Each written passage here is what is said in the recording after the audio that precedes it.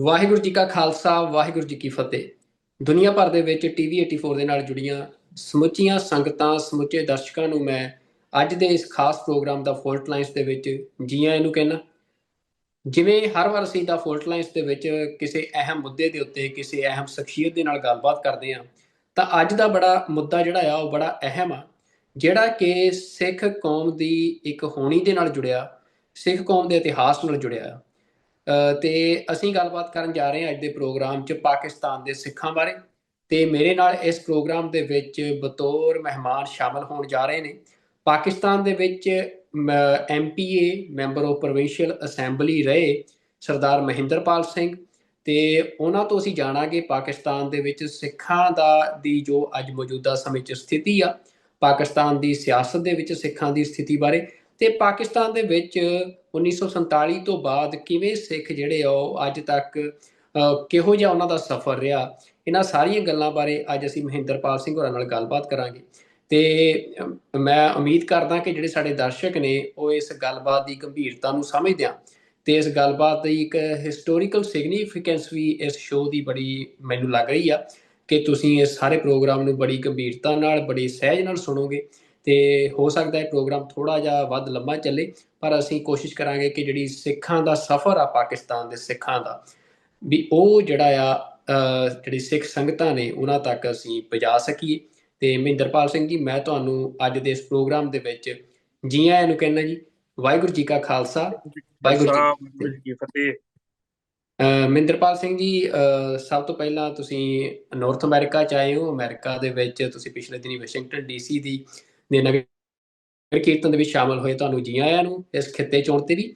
ਤੇ ਸਭ ਤੋਂ ਪਹਿਲਾਂ ਜਿਵੇਂ ਮੈਂ ਆਪਣੀ ਭੂਮਿਕਾ ਦੇ ਵਿੱਚ ਇਹ ਗੱਲ ਸਾਂਝੀ ਕੀਤੀ ਕਿ ਪਾਕਿਸਤਾਨ ਜਦੋਂ ਹੋਂਦ 'ਚ ਆਇਆ, ਅਸੀਂ ਕਹਿੰਦੇ ਹਾਂ ਕਿ ਜਿਹੜੀ ਕਾਂਗਰਸ ਜਿਹੜੀ ਕਾਂਗਰਸ ਦੀ ਹਿੰਦੂ ਲੀਡਰਸ਼ਿਪ ਸੀ, ਉਹਨਾਂ ਨੇ ਜਿਹੜੀ ਮੁਸਲਮਾਨ ਲੀਡਰਸ਼ਿਪ ਸੀ ਉਹਨਾਂ ਦੇ ਨਾਲ ਜਿਹੋ ਜਿਹਾ ਵਿਹਾਰ ਕੀਤਾ ਕਿ ਪਾਕਿਸਤਾਨ ਬਣਾਉਣ ਤੋਂ ਬਿਨਾਂ ਉਹਨਾਂ ਦੇ ਲਈ ਕੋਈ ਰਾਹ ਨਹੀਂ ਬਚਿਆ। ਤੇ ਉਸ ਸਾਰੀ ਜਿਹੜੇ ਅਮਲ ਦੇ ਵਿੱਚ ਸਿੱਖਾਂ ਦਾ ਸਭ ਤੋਂ ਵੱਡਾ ਨੁਕਸਾਨ ਹੋਇਆ। ਤੇ ਵੱਡੀ ਗਿਣਤੀ 'ਚ ਜਿਵੇਂ ਸਿੱਖ ਉੱਜੜ ਕੇ ਚੜ੍ਹਦੇ ਪੰਜਾਬ 'ਚ ਆਏ, ਤੇ ਤੁਸੀਂ ਉਹਨਾਂ ਕੁਝ ਗਿਣਵੇਂ ਪਰਿਵਾਰਾਂ 'ਚੋਂ ਮਤਲਬ ਆਉਂਦੇ ਹੋ ਜਿਹੜੇ ਕਿ ਉਸ ਲਹਿੰਦੇ ਪੰਜਾਬ 'ਚ ਰਹੇ, ਜਿਨ੍ਹਾਂ ਨੇ ਉੱਥੇ ਸਿੱਖੀ ਦੇ ਬੂਟੇ ਨੂੰ ਜਿਹੜਾ ਆ ਉਹ ਵਸਦਾ ਰੱਖਿਆ। ਤੇ ਸਭ ਤੋਂ ਪਹਿਲਾਂ ਅਸੀਂ ਤੁਹਾਡੇ ਇਸ ਗੱਲ ਦੇ ਲਈ ਸ਼ੁਕਰਗੁਜ਼ਾਰ ਵੀ ਹਾਂ, ਚੜ੍ਹਦੇ ਪੰਜਾਬ ਦੇ ਨਾਲ ਸੰਬੰਧ ਰੱਖਦਾ ਹੋਣ ਕਰਕੇ ਮੈਂ ਇਹ ਗੱਲ ਕਹਿਣਾ।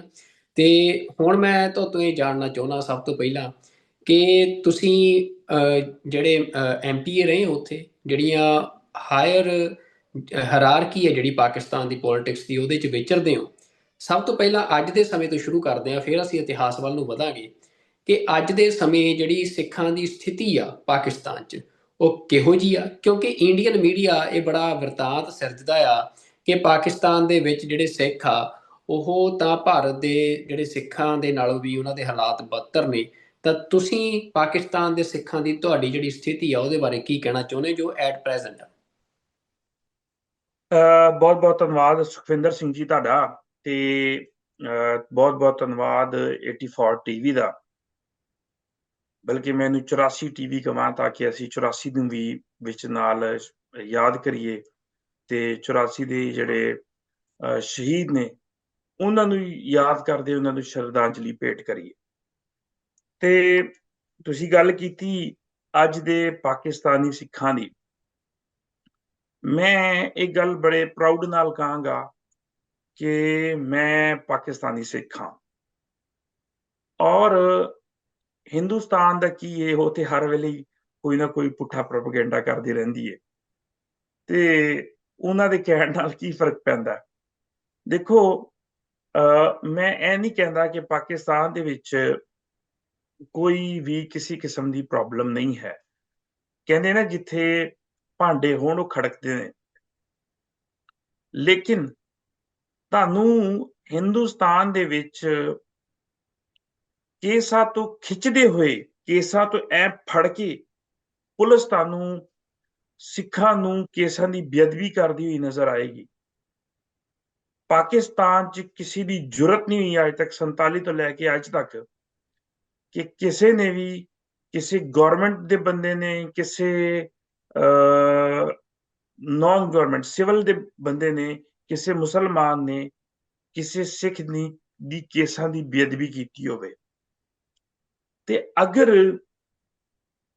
ਇਹ ਗੱਲ ਹੈ ਤੇ ਫਿਰ ਪਾਕਿਸਤਾਨ ਹਿੰਦੁਸਤਾਨ ਨਾਲੋਂ, ਮੈਂ ਹਿੰਦੁਸਤਾਨ ਇਸ ਕਰਕੇ ਕਹਿ ਰਿਹਾ ਕਿਉਂਕਿ ਨਾਮ ਦੇ ਲਿਬਰਲ ਨੇ, ਲੇਕਿਨ ਅੱਜ ਤੱਕ ਤੇ ਉਹਨਾਂ ਨੇ ਸਿੱਖਾਂ ਨੂੰ ਐਕਸੈਪਟ ਹੀ ਨਹੀਂ ਕੀਤਾ ਕਿ ਸਿੱਖ ਜਿਹੜੀ ਹੈ ਉਹ ਵੱਖ ਕੌਮ ਹੈ।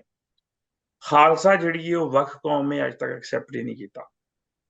ਤੇ ਮੈਂ ਇਸ ਕਰਕੇ ਉਹਨੂੰ ਹਿੰਦੁਸਤਾਨ ਹੀ ਕਵਾਂਗਾ। ਅਗਰ ਪਾਕਿਸਤਾਨ ਦੇ ਵਿੱਚ ਜੋ ਡਿਵੈਲਪਮੈਂਟ ਸਿੱਖਾਂ ਦੀ ਹੋਈ ਹੈ 47 ਤੋਂ ਲੈ ਕੇ ਅੱਜ ਤੱਕ, ਉਹ ਡਿਵੈਲਪਮੈਂਟ ਅਗਰ ਉਹਦੀ 5% ਵੀ ਇੰਡੀਆ 'ਚ ਜਾਂ ਹਿੰਦੁਸਤਾਨ 'ਚ ਹੋਈ ਹੁੰਦੀ, ਤੇ ਮੈਂ ਸਮਝਦਾ ਕਿ ਸਿੱਖਾਂ ਨੇ ਵੀ ਖੁਸ਼ਹਾਲ ਹੋਣਾ ਸੀ ਤੇ ਹਿੰਦੁਸਤਾਨ ਨੇ ਆਪ ਵੀ ਖੁਸ਼ਹਾਲ ਹੋਣਾ ਸੀ। ਕਿਉਂਕਿ ਸਿੱਖ ਕੌਮ ਇੱਕ ਐਸੀ ਕੌਮ ਹੈ ਕਿ ਅਗਰ ਕੋਈ ਵੀ ਦੇਸ਼ ਸਿੱਖਾਂ ਨੂੰ ਰਿਸਪੈਕਟ ਦੇ ਦੇਵੇ ਤੇ ਸਿੱਖ ਉਸ ਦੇਸ਼ ਦਾ ਬੇੜਾ ਆਪਣੇ ਸਿਰ ਤੇ ਲੈ ਲੈਂਦੇ ਨੇ। ਤੁਸੀਂ ਇਹੀ ਦੇਖ ਲਓ ਕਿ 47 ਤੋਂ ਲੈ ਕੇ ਅੱਜ 2025 ਤੱਕ ਹਿੰਦੁਸਤਾਨ ਦੇ ਵਿੱਚ ਸਿੱਖਾਂ ਦੀ ਜੋ ਆਬਾਦੀ ਹੈ ਉਹ 2% ਵੀ ਜਾਂ 2 ਜਾਂ 2.5% ਤੋਂ ਜ਼ਿਆਦਾ ਨਹੀਂ ਹੈ। ਲੇਕਿਨ ਅਗਰ ਬਾਰਡਰਾਂ ਦੇ ਉੱਤੇ ਹਿਫਾਜ਼ਤ ਕਰਦੇ ਆ ਕਿਸੇ ਦੀ, ਜੋ ਫੌਜੀਆਂ ਦੀ ਜਿਸ ਰੈਜੀਮੈਂਟ ਦੀ ਸਭ ਤੋਂ ਜ਼ਿਆਦਾ ਕੁਰਬਾਨੀ ਹੋਈ ਹੈ ਤੇ ਉਹ ਸਿੱਖ ਰੈਜੀਮੈਂਟ ਹੈ। ਕਿ ਅਗਰ ਟੋਟਲ ਜਿਹੜੀ ਹੈ ਉਹ ਜੰਗੀ ਹਾਲਤ ਦੇ ਵਿੱਚ ਡੈਥ ਨੂੰ ਕਹਿ ਲਈਏ ਜਾਂ ਸ਼ਹਾਦਤ ਕਹਿ ਲਈਏ, ਜੋ ਵੀ ਵਰਡ ਇਹਦੇ ਵਾਸਤੇ ਕਹਿ ਲਈਏ, ਉਹਦਾ ਅਸੀਂ ਪਰਸੈਂਟੇਜ ਚੈੱਕ ਕਰੀਏ ਤੇ ਸਿੱਖ ਕੌਮ ਦੀ ਸਭ ਤੋਂ ਜ਼ਿਆਦਾ ਕੁਰਬਾਨੀਆਂ ਹਿੰਦੁਸਤਾਨ ਵਾਸਤੇ ਹੈ ਨੇ। ਪਰ ਹਿੰਦੁਸਤਾਨ ਨੇ ਕਦੀ ਸਿੱਖ ਕੌਮ ਨੂੰ ਉਹ ਰਿਸਪੈਕਟ ਨਹੀਂ ਦਿੱਤੀ ਜੋ ਉਹਦਾ ਹੱਕ ਹੈ। ਤੇ ਪਾਕਿਸਤਾਨ ਦੀ ਅਗਰ ਮੈਂ ਗੱਲ ਕਰਾਂ ਤੇ ਪਾਕਿਸਤਾਨ ਤੇ ਫਿਰ ਇੱਕ ਮੁਸਲਿਮ ਦੇਸ਼ ਹੈ, ਔਰ ਜੋ ਰਿਸਪੈਕਟ ਪਾਕਿਸਤਾਨ ਦੇ ਵਿੱਚ, ਜੋ ਡਿਵੈਲਪਮੈਂਟ ਪਾਕਿਸਤਾਨ ਦੇ ਵਿੱਚ ਸਿੱਖਾਂ ਦੀ ਹੋਈ ਹੈ, ਉਹਦਾ ਕੰਪੈਰੀਜ਼ਨ ਤੁਸੀਂ ਹਿੰਦੁਸਤਾਨ ਨਾਲ ਨਹੀਂ ਕਰ ਸਕਦੇ। ਪਾਕਿਸਤਾਨ ਦੀ ਡਿਵੈਲਪਮੈਂਟ ਬਹੁਤ ਜ਼ਿਆਦਾ। ਬਿਲਕੁਲ ਮਹਿੰਦਰਪਾਲ ਸਿੰਘ ਜੀ, ਮੈਂ ਤੁਹਾਨੂੰ ਇਹਦੇ ਤੇ ਮਤਲਬ ਜਾਣ, ਕਿਉਂਕਿ ਹੁਣ ਤਾਂ ਤੁਹਾਡੇ ਕੁਲੀਗ ਨੇ ਰਮੇਸ਼ ਸਿੰਘ, ਉਹ ਮਿਨਿਸਟਰ ਵੀ ਉਹਨਾਂ ਨੂੰ ਬਣਾਇਆ ਗਿਆ ਆ। ਤੇ ਮਤਲਬ ਅਸੀਂ ਦੇਖਦੇ ਹਾਂ ਕਿ ਜਿਹੜਾ ਡਿਵੈਲਪਮੈਂਟ ਦਾ ਸਫ਼ਰ ਆ, ਕਿਉਂਕਿ 1947 ਦੇ ਵਿੱਚ ਸਿੱਖਾਂ ਦਾ ਵੱਡਾ ਹਿੱਸਾ ਚੜ੍ਹਦੇ ਪੰਜਾਬ 'ਚ ਆ ਗਿਆ, ਤੇ ਸਿਰਫ ਮੈਨੂੰ ਲੱਗਦਾ ਕਿ 25,000 ਦੇ ਕਰੀਬ ਜਿਹੜੀ ਆਬਾਦੀ ਆ, ਜੇ ਮੈਂ ਗਲਤ ਹੋਵਾਂ ਤਾਂ ਮੈਨੂੰ ਦਰੁਸਤ ਕਰ ਦਿਓ, ਵੀ ਜਿਹੜੀ ਸਿੱਖਾਂ ਦੀ ਪਾਕਿਸਤਾਨ ਦੇ ਵਿੱਚ ਆ। ਤੇ ਇਹ ਇੰਨੀ ਘੱਟ ਆਬਾਦੀ ਦੇ ਚੱਲਦਿਆਂ ਜਿਹੜੀ ਸਿੱਖਾਂ ਦੀ ਨੁਮਾਇੰਦਗੀ ਆ, ਉਹ ਅਸੀਂ ਹੁਣ ਦੇਖ ਰਹੇ ਹਾਂ ਕਿ ਉਹ ਲਗਾਤਾਰ ਵੱਧ ਰਹੀ ਆ। ਤੁਸੀਂ MPA ਬਣੇ, ਅੱਜ ਰਮੇਸ਼ ਸਿੰਘ ਜੀ ਮਿਨਿਸਟਰ ਵੀ ਬਣੇ ਆ। ਤੇ 1900 ਪਰ ਅਸੀਂ ਇਹ ਜਾਣਦੇ ਹਾਂ ਕਿ 1947 ਤੋਂ ਬਾਅਦ ਇੱਕ ਉਹ ਦੌਰ ਆਇਆ ਜਦੋਂ ਬਿਲਕੁਲ ਜਿਹੜੀ ਕੋਈ ਨੁਮਾਇੰਦਗੀ ਨਹੀਂ ਸੀ ਸਿੱਖਾਂ ਦੀ, ਕੋਈ ਰਿਪਰੈਜ਼ੈਂਟੇਸ਼ਨ ਨਹੀਂ, ਤੇ ਜਿਹੜੇ ਸਿੱਖ ਇਤਿਹਾਸਕ ਸਥਾਨ ਨੇ ਉਹਨਾਂ ਦੀ ਕੋਈ ਸਾਂਭ ਸੰਭਾਲ ਨਹੀਂ ਸੀ। ਮਤਲਬ ਬੜੇ ਅਸੀਂ ਕਹਿ ਸਕਦੇ ਹਾਂ ਕਿ ਬੜੇ ਗੁਰਦੁਆਰਾ ਸਾਹਿਬ ਜਿਹੜੇ ਉਹਨਾਂ ਦੀ ਇਮਾਰਤਾਂ ਡਿੱਗ ਰਹੀਆਂ ਸੀ।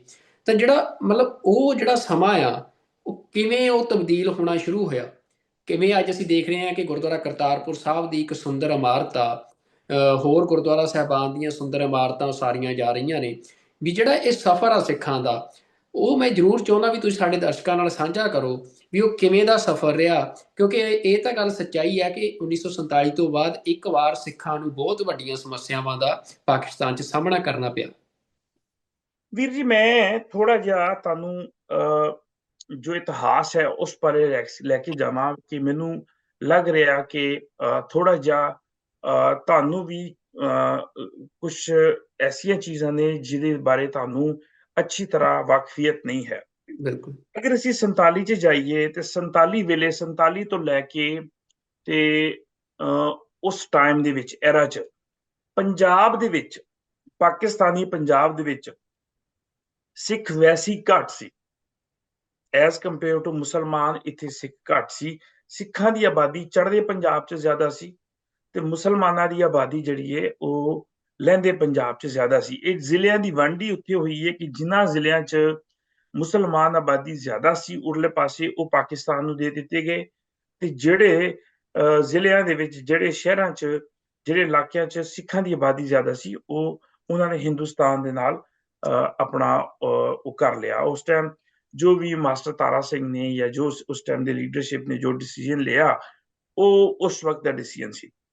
ਲੇਕਿਨ 47 ਤੋਂ ਲੈ ਕੇ ਤੇ ਤਕਰੀਬਨ 71 ਤੱਕ ਪਾਕਿਸਤਾਨ ਦੇ ਪੰਜਾਬ ਦੇ ਵਿੱਚ ਮੇਰੀ ਇਨਫੋਰਮੇਸ਼ਨ ਹੈ, ਹੋ ਸਕਦਾ ਮੈਂ ਗਲਤ ਵੀ ਹੋ ਸਕਦਾ, ਮੈਂ ਕੋਈ ਉਹ ਨਹੀਂ ਹੈਗਾ ਕਿ ਪਰਫੈਕਟ ਨਹੀਂ ਹੈਗਾ ਕਿ ਮੇਰੀ, ਲੇਕਿਨ ਮੇਰੀ ਇਨਫੋਰਮੇਸ਼ਨ ਦੇ ਮੁਤਾਬਿਕ ਜੋ ਮੈਂ ਆਪਣੇ ਵੱਡਿਆਂ ਕੋ ਸੁਣਿਆ ਜਾਂ ਜੋ ਮੇਰੀ ਰਿਸਰਚ ਹੈ ਜਾਂ ਜੋ ਮੈਂ ਵਰਕਿੰਗ ਕੀਤੀ ਹੈ, ਤੇ ਇੱਕ ਵੀ ਸਿੱਖ ਫੈਮਿਲੀ ਪੰਜਾਬ 'ਚ ਨਹੀਂ ਸੀ ਹੈ। ਅੱਛਾ ਜੀ। ਜਾਂ ਉਹ ਮਾਈਗ੍ਰੇਟ ਕਰ ਗਏ, ਜਾਂ ਉਹਨਾਂ ਨੇ ਸ਼ਹੀਦੀਆਂ ਪ੍ਰਾਪਤ ਕੀਤੀਆਂ, ਜਾਂ ਥੋੜੇ ਬਹੁਤ ਜਿਹੜੀ ਸੀ ਕੋਈ ਜ਼ਮੀਨਾਂ ਦਾ ਮੈਟਰ ਸੀ ਜਾਂ ਕੋਈ ਗੱਲ ਸੀ, ਉਹ ਕਨਵਰਟ ਹੋ ਗਏ, ਉਹ ਜਾਂ ਕ੍ਰਿਸਚਨਾਂ 'ਚ ਕਨਵਰਟ ਹੋ ਗਏ ਜਾਂ ਉਹ ਮੁਸਲਮਾਨਾਂ 'ਚ ਕਨਵਰਟ ਹੋ ਗਏ। ਇਹ ਕਨਵਰਜਨ ਹੋਈ ਏ, ਇਹਨੂੰ ਅਸੀਂ ਇਸ ਹਿਸਟਰੀ ਨੂੰ ਅਸੀਂ ਲਗਾ ਨਹੀਂ ਸਕਦੇ।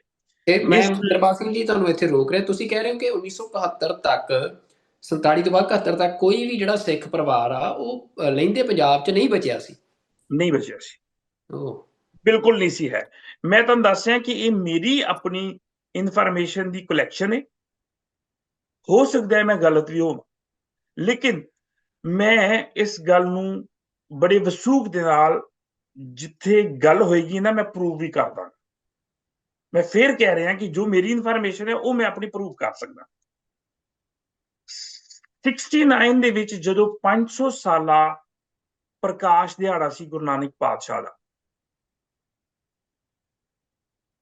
ਉਸ ਵਕਤ ਮੇਰੇ ਪਿਤਾ ਜੀ, ਮੇਰੀ ਦਾਦੀ ਤੇ ਹੋਰ ਕੁਝ ਇਲਾਕੇ, ਅਸੀਂ ਜਿਹੜੇ ਸਾਂ, ਅਸੀਂ ਬੇਸਿਕਲੀ ਫਾਟਾ 'ਚ ਰਹਿੰਦੇ ਸਾਂ, ਪਿਸ਼ਾਵਰ ਤੋਂ ਅੱਗੇ, ਕੁਹਾੜ ਤੋਂ ਅੱਗੇ, ਬੰਨੂ ਤੋਂ, ਉਹਨਾਂ ਇਲਾਕਿਆਂ 'ਚ ਅਸੀਂ ਰਹਿੰਦੇ ਸਾਂ।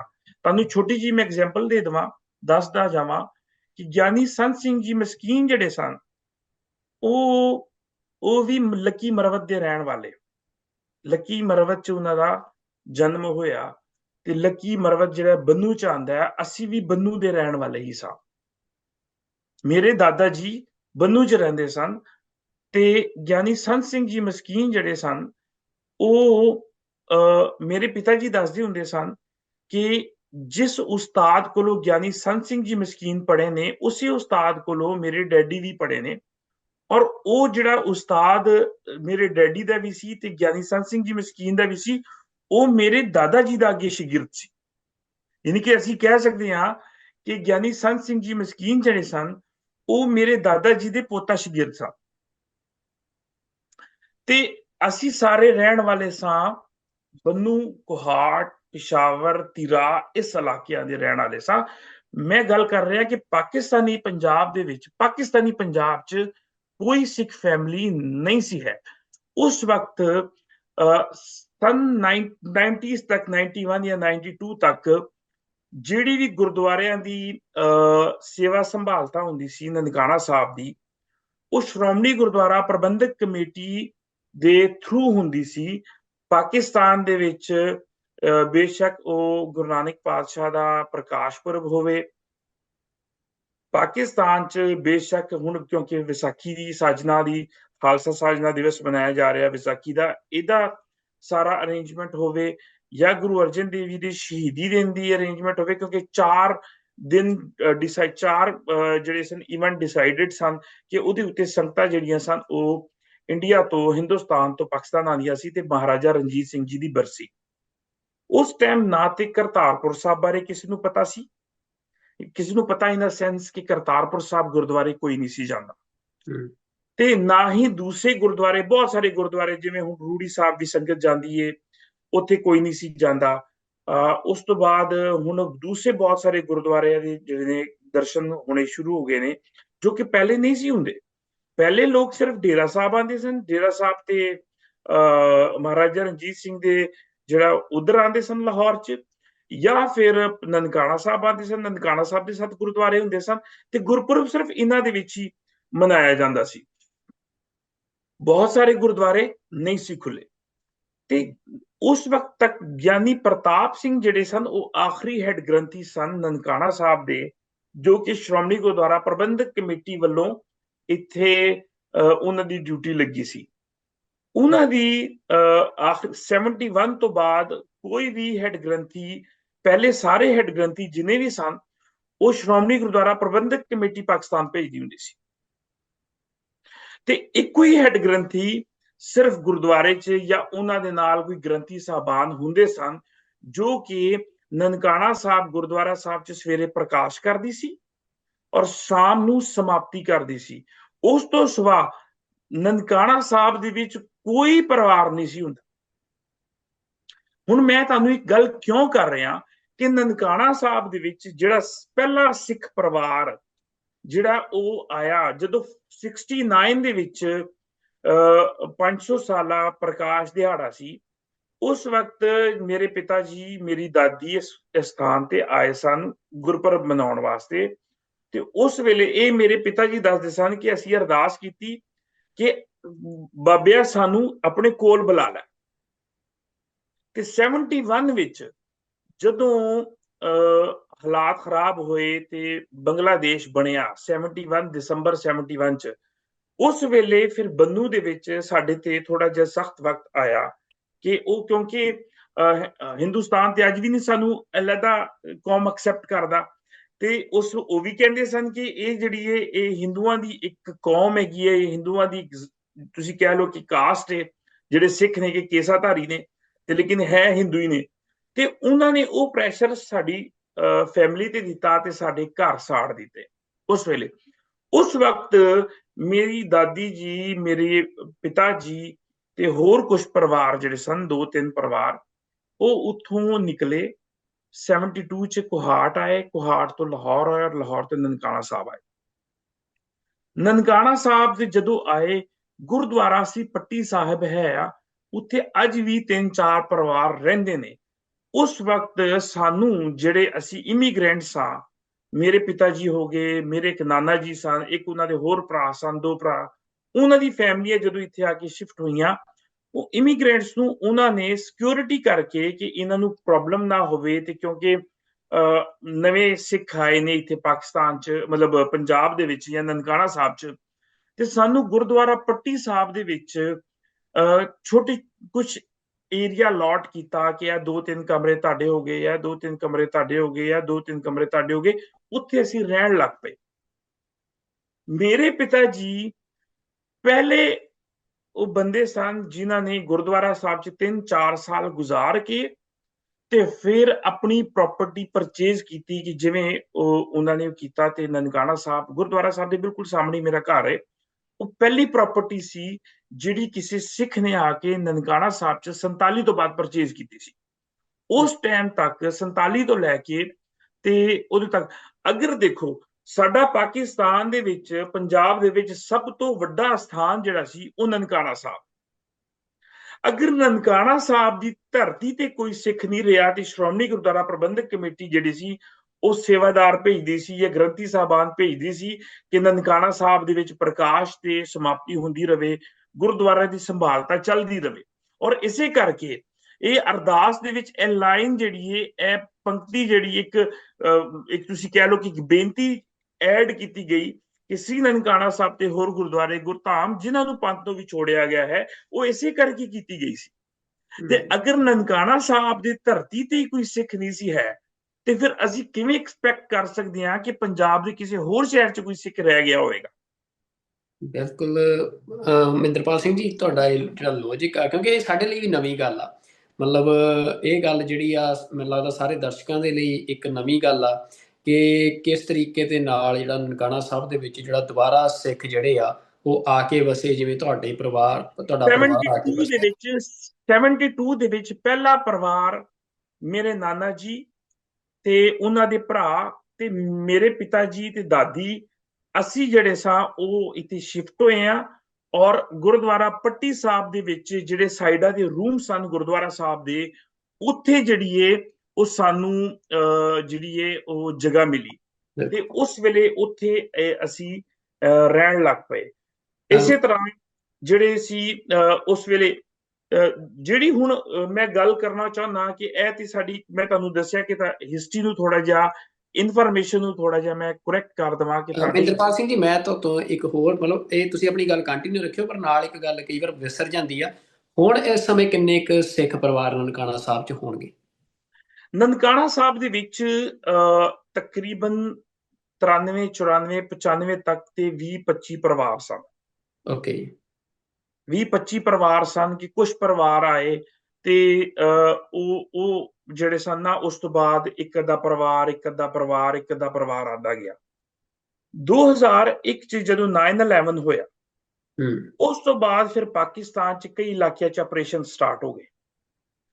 ਉਸ ਤੋਂ ਬਾਅਦ ਫਿਰ ਜ਼ੋਰ ਪਕੜ ਗਈ ਕਿ ਲੋਕ ਉਹਨਾਂ ਇਲਾਕਿਆਂ ਚੋਂ, ਕਿਉਂਕਿ ਉੱਥੇ ਆਪਰੇਸ਼ਨ ਹੋਣਾ ਸ਼ੁਰੂ ਹੋ ਗਏ, ਤੇ ਨਨਕਾਣਾ ਸਾਹਿਬ ਆਣਾ ਸ਼ੁਰੂ ਹੋ ਗਏ। ਅੱਜ ਨਨਕਾਣਾ ਸਾਹਿਬ ਦੇ ਵਿੱਚ ਤਕਰੀਬਨ ਕੋਈ, ਮੈਂ ਅਗਰ ਗਲਤ ਨਾ ਹੋਵਾਂ ਤੇ 400 ਤੋਂ 500 ਪਰਿਵਾਰ, ਹੋ ਸਕਦਾ ਹੈ 400 ਤੋਂ 600 ਪਰਿਵਾਰ ਦੇ ਦਰਮਿਆਨ ਰੇਂਜ ਹੋਵੇ ਕਿ ਉਹ ਨਨਕਾਣਾ ਸਾਹਿਬ ਦੇ ਵਿੱਚ ਵਸ ਰਹੇ। ਬਿਲਕੁਲ ਜੀ। ਮਹਿੰਦਰਪਾਲ ਸਿੰਘ ਜੀ, ਇਹ ਜਿਹੜਾ ਜਿਵੇਂ ਤੁਸੀਂ 72 ਤੱਕ ਦੀ ਗੱਲ ਦੱਸੀ, ਤੁਹਾਡਾ ਪਰਿਵਾਰ ਆ ਕੇ ਉੱਥੇ ਵਸਿਆ, ਅਸੀਂ ਇਹ ਗੱਲ ਮਤਲਬ, ਕਿਉਂਕਿ ਪੰਜਾਬ ਦਾ ਜਿਹੜਾ ਸੰਬੰਧ ਆ ਚੜ੍ਹਦੇ ਪੰਜਾਬ ਦਾ ਲਹਿੰਦੇ ਪੰਜਾਬ ਦੇ ਨਾਲ, ਉਹ ਜ਼ਿਆਦਾ ਖੁੱਲਿਆ ਜਾਂ ਆਣ ਜਾਣ ਜ਼ਿਆਦਾ ਹੋਇਆ ਜਦੋਂ 84 ਚ ਦਰਬਾਰ ਸਾਹਿਬ ਤੇ ਹਮਲਾ ਹੋਇਆ ਭਾਰਤ ਦਾ। ਤੇ ਉਸ ਤੋਂ ਬਾਅਦ ਜਿਹੜੇ ਸਾਡੇ ਨੌਜਵਾਨ ਆ, ਉਹ ਜਿਹੜਾ ਬਾਰਡਰ ਟੱਪ ਕੇ ਤੇ ਲਹਿੰਦੇ ਪੰਜਾਬ ਵਾਲੇ ਪਾਸੇ ਗਏ, ਭਾਰਤ ਦੇ ਜ਼ੁਲਮ ਤੋਂ ਕਹਿ ਸਕਦੇ ਹਾਂ ਕੁਝ ਬਚਣ ਲਈ, ਤੇ ਅੱਗੇ ਜਿਹੜਾ ਸੰਘਰਸ਼ ਆ ਉਹਨੂੰ ਜਾਰੀ ਰੱਖਣ ਦੇ ਲਈ। ਤੇ ਉਸ ਤੋਂ ਬਾਅਦ ਫਿਰ ਜਿਹੜੀਆਂ ਇਹ ਗੱਲਾਂ ਬਾਹਰ ਆਉਣੀਆਂ ਸ਼ੁਰੂ ਹੋਈਆਂ ਕਿ ਜਿਹੜੇ ਗੁਰਦੁਆਰਾ ਸਾਹਿਬਾਨ ਨੇ ਪਰਲੇ ਪਾਸੇ, ਉਹਨਾਂ ਦੀ ਜਿਹੜੀ ਹਾਲਾਤ ਜਾਂ ਸਥਿਤੀ ਆ ਉਹ ਕੋਈ ਚੰਗੀ ਨਹੀਂ ਆ ਇਮਾਰਤਾਂ ਦੀ। ਕਿਉਂਕਿ ਤੁਸੀਂ ਜਿਵੇਂ ਦੱਸਿਆ ਕਿ ਪਰਿਵਾਰ ਹੀ ਨਹੀਂ ਸੀ, ਜਦੋਂ ਸੰਭਾਲਣ ਵਾਲੇ ਸਿੱਖ ਨਹੀਂ ਸੀ ਰਹੇ ਉੱਥੇ, ਤੇ ਫਿਰ ਇਮਾਰਤਾਂ ਦੀ ਸੰਭਾਲ ਕਿਵੇਂ ਹੋ ਸਕਦੀ ਸੀ? ਫਿਰ ਉਸ ਤੋਂ ਬਾਅਦ ਅੱਜ ਜਿਵੇਂ ਅਸੀਂ ਦੇਖ ਰਹੇ ਹਾਂ ਕਿ ਸਾਰੇ ਗੁਰਦੁਆਰਾ ਸਾਹਿਬ ਦੀਆਂ ਇਮਾਰਤਾਂ ਬੜੀਆਂ ਸੋਹਣੀਆਂ ਤੇ ਬੜੀ ਸਾਂਭ ਸੰਭਾਲ ਜਿਹੜੀ ਆ ਉਹ ਕੀਤੀ ਜਾ ਰਹੀ ਆ। ਇਹ ਸਫ਼ਰ ਕਿਵੇਂ ਸ਼ੁਰੂ ਹੋਇਆ ਫਿਰ ਤੁਹਾਡੇ ਪਰਿਵਾਰ ਦਾ ਉੱਥੇ ਆ ਕੇ ਵਸਣ ਤੋਂ ਬਾਅਦ? ਕਿਵੇਂ ਫਿਰ ਦੁਬਾਰਾ ਜਿਹੜੇ ਗੁਰਦੁਆਰਿਆਂ ਦੇ ਜਿਹੜੇ ਪ੍ਰਬੰਧ ਆ, ਸੇਵਾ ਸੰਭਾਲ ਆ, ਉਹਦੇ ਤੇ ਜਿਹੜਾ ਸਿੱਖਾਂ ਨੇ ਧਿਆਨ ਦੇਣਾ ਸ਼ੁਰੂ ਕੀਤਾ? ਜੀ ਤੁਹਾਡਾ ਬਹੁਤ ਵਧੀਆ ਕੁਐਸਚਨ ਹੈ, ਔਰ ਇਹ ਬੜਾ ਜ਼ਰੂਰੀ, ਯਾਨੀ ਕਿ ਅਗਰ ਅਸੀਂ ਹਿਸਟਰੀ ਦੇ ਵਿੱਚੋਂ ਇਹਨਾਂ ਅਲਫਾਜ਼ਾਂ ਨੂੰ ਕੱਢ ਦਈਏ ਨਾ, ਤੇ ਸਾਡੀ ਹਿਸਟਰੀ ਜਿਹੜੀ ਹੈ ਉਹ ਇਨਕੰਪਲੀਟ ਤੇ ਹੋ ਹੀ ਜਾਂਦੀ ਹੈ, ਲੇਕਿਨ ਮੈਂ ਕਹਿੰਦਾ ਕਿ ਖਰਾਬ ਹੋ ਜਾਏਗੀ। 72 ਤੋਂ ਬਾਅਦ ਜਦੋਂ ਗੁਰਦੁਆਰਾ ਸਾਹਿਬ ਦੇ ਵਿੱਚ ਉਹਦੀ ਹੋਈ, ਤੇ ਉਸ ਵਕਤ ਫਿਰ ਸਾਡੇ ਹੀ ਪਰਿਵਾਰਾਂ ਚੋਂ ਇੱਕ ਬੰਦਾ, ਕਿ ਜਿੰਨੇ ਵੀ ਹੈਡ ਸਨ, ਉਹਨਾਂ ਨੂੰ ਗੁਰਦੁਆਰਾ ਸਾਹਿਬ ਦੇ ਵਿੱਚ ਸੇਵਾਦਾਰ ਅਪਾਇੰਟ ਕਰ ਦਿੱਤਾ ਗਿਆ। ਕਿ ਜਿਹੜੇ ਗਿਆਨੀ ਪ੍ਰਤਾਪ ਸਿੰਘ, ਕਿਉਂਕਿ ਇਕੱਲੇ ਰਹਿ ਗਏ, ਗਿਆਨੀ ਪ੍ਰਤਾਪ ਸਿੰਘ ਦੇ ਨਾਲ ਜਿੰਨੇ ਵੀ ਇੰਡੀਆ ਤੋਂ ਜਿਹੜੇ ਆਏ ਸਨ 71 ਦੀ ਵਾਰ ਤੋਂ ਬਾਅਦ ਉਹ ਚਲੇ ਗਏ। ਫਿਰ ਕੋਈ ਵੀ ਸ਼੍ਰੋਮਣੀ ਗੁਰਦੁਆਰਾ ਪ੍ਰਬੰਧਕ ਕਮੇਟੀ ਵੱਲੋਂ ਕੋਈ ਸੇਵਾਦਾਰ ਜਿਹੜਾ ਹੈ ਉਹ ਗੁਰਦੁਆਰਾ ਸਾਹਿਬ ਨਨਕਾਣਾ ਸਾਹਿਬ ਸੰਭਾਲਤਾ ਵਾਸਤੇ ਨਹੀਂ ਆਇਆ। ਗਿਆਨੀ ਪ੍ਰਤਾਪ ਸਿੰਘ ਜੀ ਇਕੱਲੇ ਜਿਹੜੇ ਸਨ ਉਹ ਰਹਿ ਗਏ। ਤਾਂ ਉਹਨਾਂ ਨੂੰ ਜਦੋਂ ਸੇਵਾਦਾਰਾਂ ਦੀ ਲੋੜ ਸੀ, ਤੇ ਉਸ ਵਕਤ 72 ਤੋਂ ਬਾਅਦ ਇੱਕ ਮੇਰੇ ਪਿਤਾ ਜੀ ਜੋ ਕਿ ਬਾਅਦ ਚ ਹੈਡ ਗ੍ਰੰਥੀ ਬਣੇ, ਔਰ ਪਹਿਲੇ ਪਾਕਿਸਤਾਨੀ ਹੈਡ ਗ੍ਰੰਥੀ ਬਣੇ, ਗਿਆਨੀ ਰਵੇਲ ਸਿੰਘ ਜੀ। ਇੱਕ ਸੀ ਮੇਰੇ ਨਾਨਾ ਜੀ ਦੇ ਭਰਾ ਸੀ ਈਸ਼ਰ ਸਿੰਘ ਜੀ, ਔਰ ਇੱਕ ਉਹਨਾਂ ਦੇ ਭਰਾ ਹੋਰ ਸੀ ਕਾਨ ਸਿੰਘ ਜੀ। ਇਹਨਾਂ ਦੋ ਬੰਦਿਆਂ ਦੀ ਜਿਹੜੀ ਹੈ ਉਹ ਡਿਊਟੀ, ਤਿੰਨ ਮਤਲਬ ਮੇਰੇ ਪਿਤਾ ਜੀ, ਮੇਰੇ ਨਾਨਾ ਜੀ ਦੇ ਦੋ ਭਰਾ, ਇੱਕ ਈਸ਼ਰ ਸਿੰਘ ਤੇ ਕਾਨ ਸਿੰਘ, ਇਹਨਾਂ ਦੋਵਾਂ ਨੂੰ, ਇਹਨਾਂ ਤਿੰਨਾਂ ਨੂੰ ਗੁਰਦੁਆਰੇ ਦੇ ਵਿੱਚ ਐਜ਼ ਏ ਸੇਵਾਦਾਰ ਅਪਾਇੰਟ ਕੀਤਾ ਗਿਆ। ਕਦੋਂ? ਕਿ ਜਦੋਂ 77 ਵਿੱਚ ਇਵੈਕਿਊ ਟਰਸਟ ਪ੍ਰਾਪਰਟੀ ਬੋਰਡ ਬਣਿਆ। ਇਵੈਕਿਊ ਟਰਸਟ ਪ੍ਰਾਪਰਟੀ ਬੋਰਡ ਦਾ ਐਕਟ ਜਿਹੜਾ ਹੈ ਉਹ 77 ਚ ਪਾਸ ਹੋਇਆ, ਕਿ ਜਦੋਂ 71 ਤੋਂ ਬਾਅਦ ਇੱਕ ਉਹਦੇ ਤੇ ਆਇਆ ਇੰਡੀਆ ਔਰ ਪਾਕਿਸਤਾਨ, ਕਿਉਂਕਿ ਇੰਡੀਆ ਤੋਂ ਸ਼੍ਰੋਮਣੀ ਗੁਰਦੁਆਰਾ ਪ੍ਰਬੰਧਕ ਕਮੇਟੀ ਤੋਂ ਸੇਵਾਦਾਰ ਆਣੇ ਬੰਦ ਹੋ ਗਏ। ਉਸ ਵਕਤ ਇੱਕ ਦੋਵਾਂ ਦੇਸ਼ਾਂ ਦੇ ਆਪਸ ਚ ਕੋਈ ਗੱਲਬਾਤ ਹੋਈ, ਜਾਂ ਕੋਈ ਵੀ ਜਿਸ ਤਰ੍ਹਾਂ ਕੋਈ ਡੀਲ ਹੋ ਗਈ, ਜਾਂ ਕੋਈ ਵੀ ਆਪਸ ਚ ਡਿਸੀਜਨ ਹੋ ਗਿਆ, ਜਾਂ ਕੋਈ ਇੰਟਰਨੈਸ਼ਨਲ ਪ੍ਰੈਸ਼ਰ ਹੈ, ਵਟ ਐਵਰ ਜੋ ਵੀ ਅਸੀਂ ਕਹਿ ਲਈਏ, ਉਸ ਵਕਤ ਪਾਕਿਸਤਾਨ ਗਵਰਨਮੈਂਟ ਨੇ 77 ਵਿੱਚ evacuee trust property board act pass ਕੀਤਾ, ਕਿ ਸਾਰੀ ਗੁਰਦੁਆਰੇ, ਜਿੰਨੀ ਵੀ ਗੁਰਦੁਆਰੇ ਦੀ ਜ਼ਮੀਨਾਂ ਸਨ ਜਾਂ ਇਵੈਕਿਊ ਜ਼ਮੀਨਾਂ ਸਨ, ਉਹ ਸਾਰੀਆਂ ਉਸ ਬੋਰਡ ਦੇ ਥੱਲੇ ਆ ਗਈਆਂ। ਉਸ ਬੋਰਡ ਦੇ ਵਿੱਚ ਫਿਰ ਸੇਵਾਦਾਰ ਉਹਨਾਂ ਨੇ ਗੁਰਦੁਆਰਾ ਸਾਹਿਬ ਦੇ ਅਪਾਇੰਟ ਕੀਤੇ, ਜਿਹਦੇ ਵਿੱਚ ਮੇਰੇ ਪਿਤਾ ਜੀ ਤੇ ਮੇਰੇ ਨਾਨਾ, ਦੋ ਨਾਨਾ ਜੀ, ਯਾਨੀ ਕਿ ਮੇਰੇ ਜੋ ਸਗੇ ਨਾਨਾ ਸੀ, ਉਹਨਾਂ ਦੇ ਇੱਕ ਛੋਟਾ ਭਾਈ ਤੇ ਇੱਕ ਵੱਡਾ ਭਾਈ, ਉਹਨਾਂ ਦੀ ਜਿਹੜੀ ਹੈ ਉਹ ਗੁਰਦੁਆਰੇ 'ਚ ਸੇਵਾ ਸੰਭਾਲਤਾ ਹੋਈ। ਲੇਕਿਨ ਸੇਵਾ ਸੰਭਾਲਤਾ ਮੇਰੇ ਪਿਤਾ ਜੀ, ਉਹ ਅਸੀਂ ਤੇ ਗੁਰਦੁਆਰੇ ਦੀ ਸ਼ੁਰੂ ਕਰ ਲਈ ਸੀ 72 ਚ ਜਦੋਂ ਸ਼ਿਫਟ ਹੋਏ ਆ। ਤੇ ਸਾਰੀ ਗੱਲ ਹੈ ਗਿਆਨੀ ਪ੍ਰਤਾਪ ਸਿੰਘ ਜੀ ਦੇ ਨਾਲ ਸਵੇਰ ਦਾ ਦੀਵਾਨ ਕਰਾਉਣਾ, ਸ਼ਾਮ ਨੂੰ ਗੁਰਦੁਆਰੇ ਤੇ ਅਸੀਂ, ਮੇਰੇ ਪਿਤਾ ਜੀ ਸਭ ਜਾਣਦੇ ਸਨ। ਤੇ ਲੇਕਿਨ ਅਪਾਇੰਟਮੈਂਟ ਜਿਹੜੀ ਹੈ ਸੇਵਾਦਾਰ ਦੀ ਅਪਾਇੰਟਮੈਂਟ ਉਹ 77 ਵਿੱਚ ਹੋਈ, ਜਦੋਂ ਵੈਕਿਊ ਟਰਸਟ ਪ੍ਰਾਪਰਟੀ ਬੋਰਡ ਦਾ ਐਕਟ ਆਇਆ। ਉਸ ਤੋਂ ਬਾਅਦ ਇਹ ਸਾਰਾ ਸਿਲਸਿਲਾ ਚੱਲਦਾ ਰਿਹਾ 91-2 ਤੱਕ। ਮੈਨੂੰ ਐਗਜ਼ੈਕਟਲੀ ਯਾਦ ਨਹੀਂ ਕਿ ਜਦੋਂ ਇਸ ਦੌਰਾਨ ਮੇਰੇ ਪਿਤਾ ਜੀ ਦੀ ਡਿਊਟੀ ਸੱਚਾ ਸੌਦਾ ਗੁਰਦੁਆਰੇ 'ਚ ਵੀ ਬਾਅਦ 'ਚ ਲੱਗੀ, ਗੁਰਦੁਆਰਾ ਸੱਚਾ ਸੌਦਾ 'ਚ ਵੀ ਉਹਨਾਂ ਨੇ ਸੇਵਾਦਾਰ ਕਰਕੇ ਡਿਊਟੀ ਦਿੱਤੀ, ਤੇ ਜ਼ਿਆਦਾ ਡਿਊਟੀ ਉਹਨਾਂ ਨੇ ਨਨਕਾਣਾ ਸਾਹਿਬ 'ਚ ਹੀ ਕੀਤੀ। 91 ਜਾਂ 90 ਜਾਂ 91 ਦੇ ਵਿੱਚ ਜਦੋਂ ਗਿਆਨੀ ਪ੍ਰਤਾਪ ਸਿੰਘ ਜੀ ਬਹੁਤ ਜ਼ਿਆਦਾ ਬਿਮਾਰ ਹੋ ਗਏ, ਬਿਰਧ ਹੋ ਗਏ, ਤੇ ਉਸ ਵੇਲੇ ਕਿਉਂਕਿ ਮੇਰੇ ਪਿਤਾ ਜੀ ਉਹਨਾਂ ਦੇ ਨਾਲ ਸੇਵਾਦਾਰ ਦੀ ਡਿਊਟੀ ਨਿਭਾਉਂਦੇ ਸਨ, ਤੇ ਮੇਰੇ ਪਿਤਾ ਜੀ ਦੀ ਜ਼ਾਰੀ ਗੱਲ ਹੈ ਉਹਨਾਂ ਨੂੰ ਗੁਰਬਾਣੀ ਕੰਠ ਸੀ ਸਾਰਾ, ਜਿਹੜੀ ਧਾਰਮਿਕ ਰਹਿਤ ਮਰਿਆਦਾ ਦੇ ਮਾਮਲਾਤ ਜਿਹੜੇ ਸਨ ਉਹ ਉਹਨਾਂ ਨੂੰ ਪਤਾ ਸਨ। ਤੇ ਉਸ ਵਕਤ ਮੇਰੇ ਪਿਤਾ ਜੀ ਨੂੰ ਜੋ ਹੈ ਉਸ ਜ਼ਿੰਮੇਦਾਰੀਆਂ ਜਿਹੜੀਆਂ ਨੇ ਉਹ ਦਿੱਤੀਆਂ ਗਈਆਂ ਗਿਆਨੀ ਪ੍ਰਤਾਪ ਸਿੰਘ ਵੱਲੋਂ ਤੇ ਗਵਰਨਮੈਂਟ ਵੱਲੋਂ। ਉਸ ਵਕਤ ਜਦੋਂ ਫਿਰ ਗਿਆਨੀ ਪ੍ਰਤਾਪ ਸਿੰਘ ਜੀ ਦੀ ਡੈਥ ਹੋ ਗਈ, ਤੇ ਉਹਨਾਂ ਦੀ ਜਗ੍ਹਾ ਤੇ ਪਾਕਿਸਤਾਨੀ ਗਵਰਨਮੈਂਟ ਨੇ ਤੇ ਪਾਕਿਸਤਾਨੀ ਸੰਗਤ ਨੇ ਮੇਰਾ ਪਿਤਾ ਜੀ ਨੂੰ ਨਨਕਾਣਾ ਸਾਹਿਬ ਦਾ ਹੈਡ ਗ੍ਰੰਥੀ ਜਿਹੜਾ ਹੈ ਉਹ ਨੋਮੀਨੇਟ ਕੀਤਾ ਔਰ ਅਪਾਇੰਟ ਕੀਤਾ। ਇਸ ਕਰਕੇ ਮੇਰੇ ਪਿਤਾ ਜੀ ਗਿਆਨੀ ਰਵੇਲ ਸਿੰਘ ਪਾਕਿਸਤਾਨ ਦੇ ਨਨਕਾਣਾ ਸਾਹਿਬ ਦੇ ਪਹਿਲੇ ਪਾਕਿਸਤਾਨੀ ਹੈਡ ਗ੍ਰੰਥੀ ਜਿਹੜੇ ਸਨ ਉਹ ਹੋਏ। ਇਹਦਾ ਮੈਨੂੰ ਫਖਰ ਵੀ ਹੈ, ਕਿਉਂਕਿ ਜ਼ਾਹਰੀ ਗੱਲ ਹੈ ਕਿ ਨਨਕਾਣਾ ਸਾਹਿਬ ਦਾ ਜਿਸ ਅਸਥਾਨ ਤੋਂ ਪੂਰੀ ਦੁਨੀਆ ਦੇ ਵਿੱਚ ਸਿੱਖੀ ਦੀ ਬੁਨਿਆਦ ਰੱਖੀ ਗਈ, ਉਸ ਅਸਥਾਨ ਦੇ ਸੇਵਾਦਾਰਾਂ ਵਿੱਚੋਂ ਜਾਂ ਹੈਡ ਗ੍ਰੰਥੀ ਜਾਂ ਪਾਕਿਸਤਾਨ ਦੇ, ਕਿਉਂਕਿ ਉਸ ਤੋਂ ਪਹਿਲੇ ਹੈਡ ਗ੍ਰੰਥੀ ਜਿਹੜੇ ਸਨ ਸ਼੍ਰੋਮਣੀ ਗੁਰਦੁਆਰਾ ਪ੍ਰਬੰਧਕ ਕਮੇਟੀ ਤੋਂ ਆਉਂਦੇ ਸਨ, ਤੇ ਮੇਰੇ ਪਿਤਾ ਜੀ ਜਦੋਂ ਪਹਿਲੇ ਹੈਡ ਗ੍ਰੰਥੀ ਜਿਹੜੇ ਸਨ ਉਹ ਹੋਏ, ਇਸ ਗੱਲ ਦਾ ਮੈਨੂੰ ਬਹੁਤ ਫਖਰ ਹੈ। ਮੈਂ ਬਹੁਤ ਫਖਰ ਨਾਲ ਇਹ ਗੱਲ ਕਰਦਾ ਕਿ ਮੇਰੇ ਪਿਤਾ ਜੀ ਜਿਹੜੇ ਸਨ ਪਹਿਲੇ ਪਾਕਿਸਤਾਨੀ ਹੈਡ ਗ੍ਰੰਥੀ ਸਨ ਸ੍ਰੀ ਨਨਕਾਣਾ ਸਾਹਿਬ ਦੇ, ਤੇ ਉਹਨਾਂ ਦੀ ਡੈਥ ਤੱਕ ਉਹ ਹੈਡ ਗ੍ਰੰਥੀ ਰਹੇ। 2021 ਦੇ ਵਿੱਚ 30 ਦਸੰਬਰ 2021 ਦੇ ਵਿੱਚ ਉਹਨਾਂ ਦੀ ਜੋ ਹੈ ਉਹ ਡੈਥ ਹੋਈ, ਤੇ ਉਸ ਵਕਤ ਤੱਕ ਉਹ ਨਨਕਾਣਾ ਸਾਹਿਬ ਦੇ ਹੈਡ ਗ੍ਰੰਥੀ ਰਹੇ। ਜਦਕਿ ਸਰਵਿਸ ਉਹਨਾਂ ਦੀ 2001 ਵਿੱਚ ਕੰਪਲੀਟ ਹੋ ਗਈ ਸੀ, ਲੇਕਿਨ ਉਸ ਤੋਂ ਬਾਅਦ ਵੀ ਉਹਨਾਂ ਨੂੰ ਆਨਰੀ ਤੌਰ ਤੇ ਹੈਡ ਗ੍ਰੰਥੀ ਦੀ ਜ਼ਿੰਮੇਵਾਰੀਆਂ ਦਿੱਤੀਆਂ ਗਈਆਂ ਔਰ ਉਹਨਾਂ ਨੇ ਸੇਵਾਵਾਂ ਜਿਹੜੀਆਂ ਨੇ ਉਹ ਨਿਭਾਈਆਂ। ਹੁਣ ਗੱਲ ਕਰਦੇ ਹਾਂ ਅਸੀਂ, ਚੱਲਦੇ ਹਾਂ ਕਿ ਇਹ ਜਿਹੜੀ ਇੱਕ ਉਹਦੇ ਚ ਆਈ ਕਿ ਹੁਣ ਜਿਹੜੀ ਫੈਮਲੀਆਂ ਸਨ, ਇਸੇ ਦੌਰਾਨ ਦੇ ਵਿੱਚ ਜਿਹੜੀ ਤੁਸੀਂ ਦੱਸਿਆ ਕਿ ਖਾੜਕੂ ਸਿੰਘ ਜਿਹੜੇ ਸਨ ਉਹ ਮੁਖਤਲਿਫ ਤਰੀਕੇ ਨਾਲ ਆਏ, ਉਹ ਇੱਕ ਬਾਰਡਰ ਕ੍ਰਾਸ ਕਰਕੇ ਆਏ, ਜਾਂ ਭਾਈ ਗਜਿੰਦਰ ਸਿੰਘ ਜਿਹੜੇ ਸਨ ਉਹਨਾਂ ਨੇ ਜੋ ਹੈ ਦਲ ਖਾਲਸਾ ਵਾਲੇ, ਉਹਨਾਂ ਨੇ ਇੱਕ ਜਹਾਜ਼ ਹਾਈਜੈਕ ਕੀਤਾ ਸੀ ਇੰਡੀਆ ਦਾ, ਉਹ ਪਾਕਿਸਤਾਨ ਲੈ ਕੇ ਆਏ, ਫਿਰ ਉਹਨਾਂ ਨੂੰ ਪਾਕਿਸਤਾਨ 'ਚ ਸਜ਼ਾ ਹੋਈ, ਉਹਨਾਂ ਨੇ ਜੇਲਾਂ ਵੀ ਗੁਜ਼ਾਰੀਆਂ, ਉਹਨਾਂ ਨੂੰ ਫਿਰ ਉਹਨਾਂ ਨੂੰ ਸਜ਼ਾ ਹੋ ਗਈ ਸੀ। ਹੋਰ ਵੀ ਇਸ ਤਰ੍ਹਾਂ ਕਈ ਸਿੰਘ ਜਿਹੜੇ ਸਨ ਉਹ ਪਾਕਿਸਤਾਨ ਦੇ ਵਿੱਚ ਉਹ ਆਏ ਔਰ ਉਹਨਾਂ ਨੇ ਇੱਥੇ ਆਪਣੀ ਜ਼ਿੰਮੇਵਾਰੀਆਂ ਨਿਭਾਈਆਂ। ਬਹੁਤ ਸਾਰੇ ਸਿੰਘ ਸਨ ਇੱਥੇ, ਔਰ ਮੈਂ ਸਮਝਦਾ ਕਿ ਉਹਨਾਂ ਦੇ ਸਿੰਘਾਂ ਦੇ ਜਿੰਨੇ ਵੀ ਸਿੰਘ ਇੱਥੇ ਆਏ, ਉਹਨਾਂ ਨੇ ਯੋਗਦਾਨ ਤੋਂ ਬਗੈਰ ਅਸੀਂ ਇਸ ਲੈਵਲ ਤੱਕ ਨਹੀਂ ਪਹੁੰਚੇ। ਅਗਰ ਉਹਨਾਂ ਦਾ ਯੋਗਦਾਨ ਨਾ ਹੁੰਦਾ ਤੇ ਸ਼ਾਇਦ ਅਸੀਂ ਵੀ ਨਨਕਾਣਾ ਸਾਹਿਬ ਛੱਡ ਕੇ ਚਲੇ ਜਾਂਦੇ। ਨਨਕਾਣਾ ਸਾਹਿਬ ਫੇਰ ਉਂਝ ਖਾਲੀ ਹੋ ਜਾਂਦਾ ਜਿਵੇਂ ਪਹਿਲੇ ਖਾਲੀ ਸੀ, ਪਰ ਉਹਨਾਂ ਦੀ ਜਿਹੜੀ ਉਹਨਾਂ ਨੇ ਗਵਰਨਮੈਂਟ ਦੇ ਨਾਲ ਮਿਲ ਕੇ ਉਹਨਾਂ ਨੇ ਸਾਨੂੰ ਐਜੂਕੇਟ ਕਰਨ ਤੇ ਜ਼ਿਆਦਾ ਜ਼ੋਰ ਦਿੱਤਾ, ਕਿਉਂਕਿ ਅਸੀਂ ਆਏ ਸੀ ਪਠਾਨਾਂ ਦੇ ਇਲਾਕੇ ਤੇ ਜਿੱਥੇ ਐਜੂਕੇਸ਼ਨ ਦੀ ਰੇਸ਼ੋ ਬਹੁਤ ਘੱਟ ਹੈ। ਅਸੀਂ ਨਹੀਂ ਸੀ ਇੰਨਾ ਪੜਾਉਂਦੇ ਹੁੰਦੇ ਬੱਚਿਆਂ ਨੂੰ, ਮਤਲਬ ਪਠਾਨਾਂ ਦੇ ਵਿੱਚ ਬਹੁਤ ਘੱਟ ਹੈ ਕਿ ਉਹ ਬੱਚਿਆਂ ਨੂੰ ਪੜਾਉਂਦੇ ਨੇ, ਖਾਸ ਤੌਰ ਤੇ ਬੀਬੀਆਂ ਨੂੰ, ਕਿ ਕਿਉਂਕਿ ਮੇਰੀ ਭੈਣ ਜਿਹੜੀ ਸੀ ਉਹ ਪਾਕਿਸਤਾਨ ਦੀ ਪਹਿਲੀ ਗ੍ਰੈਜੂਏਟ ਲੜਕੀ ਸੀ, ਕਿ ਮੇਰੀ ਇੱਕ ਭੈਣ ਨੇ, ਮਤਲਬ ਸਭ ਤੋਂ ਛੋਟੀ ਭੈਣ ਨੇ ਗ੍ਰੈਜੂਏਸ਼ਨ ਕੰਪਲੀਟ ਕਰਕੇ ਪਾਕਿਸਤਾਨ ਦੀ ਪਹਿਲੀ ਸਿੱਖ ਗ੍ਰੈਜੂਏਟ ਲੜਕੀ ਦਾ ਐਜ਼ਾਜ਼ ਹਾਸਲ ਕੀਤਾ। ਪੜ੍ਹਾਈ ਦਾ ਬਿਲਕੁਲ ਵੀ ਇੱਥੇ ਉਹ ਨਹੀਂ ਸੀ। ਉਹਨਾਂ ਖਾੜਕੂ ਸਿੰਘਾਂ ਦੀ ਮੋਟੀਵੇਸ਼ਨ ਕਹਿ ਲਓ, ਉਹਨਾਂ ਦੀ ਕੋਸ਼ਿਸ਼ਾਂ ਕਹਿ ਲਓ, ਉਹਨਾਂ ਦਾ ਜੋ ਹੈ ਯੋਗਦਾਨ ਕਹਿ ਲਓ, ਜਿਹਦੇ ਕਰਕੇ ਅਸੀਂ ਪੜ੍ਹੇ ਵੀ, ਅਸੀਂ ਨੌਕਰੀਆਂ ਤੇ ਵੀ ਸਾਡੇ ਲੱਗੇ, ਸਾਡੇ ਲੋਕੀ ਜਿਹੜੇ ਉਹ ਬਿਜ਼ਨਸਾਂ 'ਚ ਵੀ ਅੱਗੇ ਗਏ। ਇੱਕ ਟਾਈਮ ਹੁੰਦਾ ਸੀ ਕਿ ਨਨਕਾਣਾ ਸਾਹਿਬ ਦੀ ਧਰਤੀ ਤੇ ਮੇਰੇ ਇੱਕ ਮਾਮਾ ਜੀ ਸਨ ਔਰ ਮੇਰੇ ਪਿਤਾ ਜੀ, ਇਹਨਾਂ ਨੇ ਮਿਲ ਕੇ ਸਾਈਕਲ ਪਰਚੇਜ਼ ਕੀਤੀ ਸੀ। ਮਿਲ ਕੇ ਦੋਨੋਂ ਪਰਿਵਾਰ ਇਕੱਠੇ, ਕਿ ਕਦੀ ਉਹਨਾਂ ਨੂੰ ਲੋੜ ਹੋਈ ਤੇ ਉਹ ਚਲਾ ਲੈਣ ਤੇ ਕਦੀ ਸਾਨੂੰ ਲੋੜ ਹੋਈ ਤੇ ਅਸੀਂ ਚਲਾ ਲੈਣ।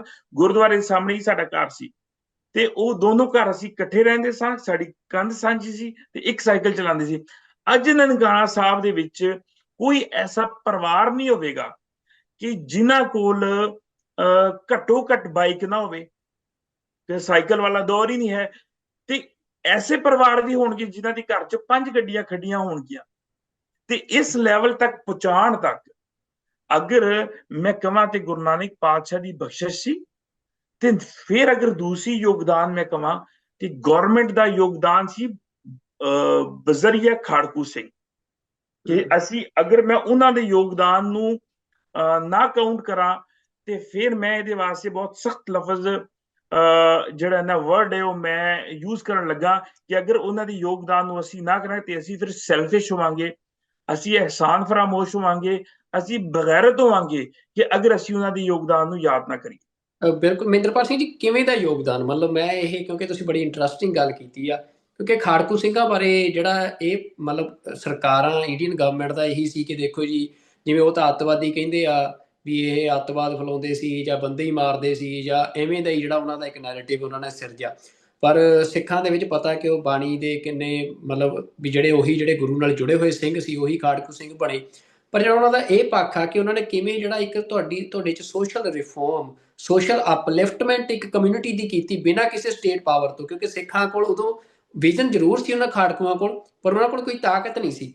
ਪਰ ਕਿਵੇਂ ਸਿਰਫ ਵਿਜ਼ਨ ਦੇ ਨਾਲ ਹੀ ਉਹਨਾਂ ਨੇ ਇੱਕ ਪੂਰੀ ਐਡੀ ਘੱਟ ਜਿਹੜੀ ਮਾਈਨੋਰਿਟੀ, ਜਿਨ੍ਹਾਂ ਕੋਲ ਤੁਸੀਂ ਕਹਿੰਦੇ ਵੀ ਸਾਈਕਲ ਲੈਣ ਜੋਗੇ ਵੀ ਜਿਹੜੇ ਨਹੀਂ ਸੀ, ਕਿਵੇਂ ਉਹਨਾਂ ਨੂੰ ਅੱਜ ਮਤਲਬ ਇਸ ਮਿਆਰ ਤੱਕ ਪਹੁੰਚਾਇਆ? ਉਹ ਜਿਹੜਾ ਯੋਗਦਾਨ ਆ ਉਹ ਜ਼ਰੂਰ ਤੁਸੀਂ ਸਾਡੇ ਦਰਸ਼ਕਾਂ ਨੂੰ ਦੱਸੋ ਵੀ ਕਿਵੇਂ ਉਹਨਾਂ ਨੇ ਸਾਰਾ।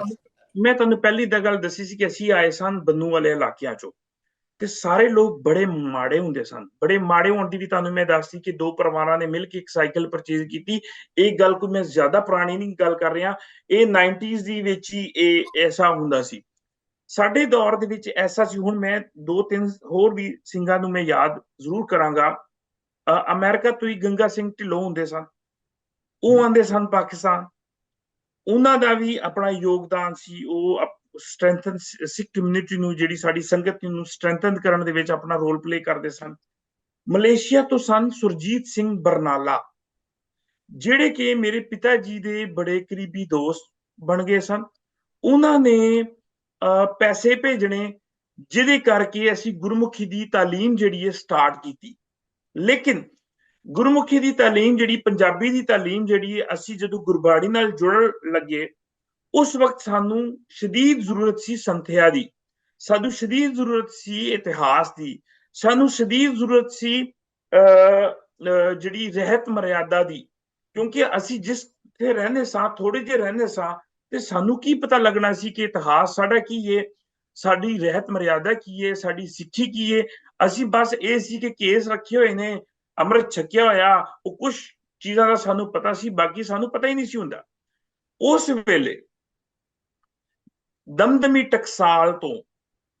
ਟਕਸਾਲ ਇੰਡੀਆ ਚੋਂ, ਅੰਮ੍ਰਿਤਸਰ ਤੋਂ ਕਥਾਵਾਚਕ ਆਏ, ਇਹਨਾਂ ਦੇ ਥਰੂ ਆਏ, ਜਿਨ੍ਹਾਂ ਨੇ ਕਥਾ ਦੱਸ ਕੇ ਸਾਨੂੰ ਗੁਰਬਾਣੀ ਦੇ ਨਾਲ ਤੇ ਸਾਨੂੰ ਉਹਦੇ ਨਾਲ ਜੋੜਿਆ। ਉਸ ਵੇਲੇ ਤੱਕ ਕੀਰਤਨ ਵੀ ਨਹੀਂ ਸੀ ਹੁੰਦਾ ਗੁਰਦੁਆਰਾ ਸਾਹਿਬ 'ਚ। ਗਿਆਨੀ ਪ੍ਰਤਾਪ ਸਿੰਘ ਜੀ ਨੂੰ ਹਾਰਮੋਨੀਅਮ ਦੇ ਉੱਤੇ ਕੀਰਤਨ ਕਰਨਾ ਨਹੀਂ ਸੀ ਆਉਂਦਾ। ਇੱਕ ਹਾਰਮੋਨੀਅਮ, ਇੱਕ ਤਬਲਾ ਪਿਆ ਹੁੰਦਾ ਸੀ ਤੇ ਸਾਡਾ ਕੋਈ ਤਬਲਾ ਵਾਚਕ ਵੀ ਨਹੀਂ ਸੀ।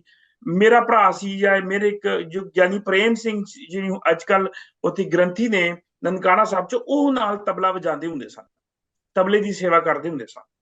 ਤੇ ਇਸੇ ਤਰ੍ਹਾਂ ਕੁਝ ਜਿਹੜੇ ਸਨ ਉਹ ਵੀ ਉਹਨਾਂ ਨੇ ਵੇਖ ਕੇ ਹੀ, ਕਿ ਮਿਊਜ਼ਿਕ ਤੋਂ ਵੇਖ ਕੇ ਸਿੱਖਿਆ ਸੀ। ਅਦਰਵਾਈਜ਼ ਕੋਈ ਕਿਸੇ ਨੇ ਵੀ ਕੋਈ ਬਕਾਇਦਾ ਕਲਾਸਿਸ ਨਹੀਂ ਸੀ ਲਈਆਂ।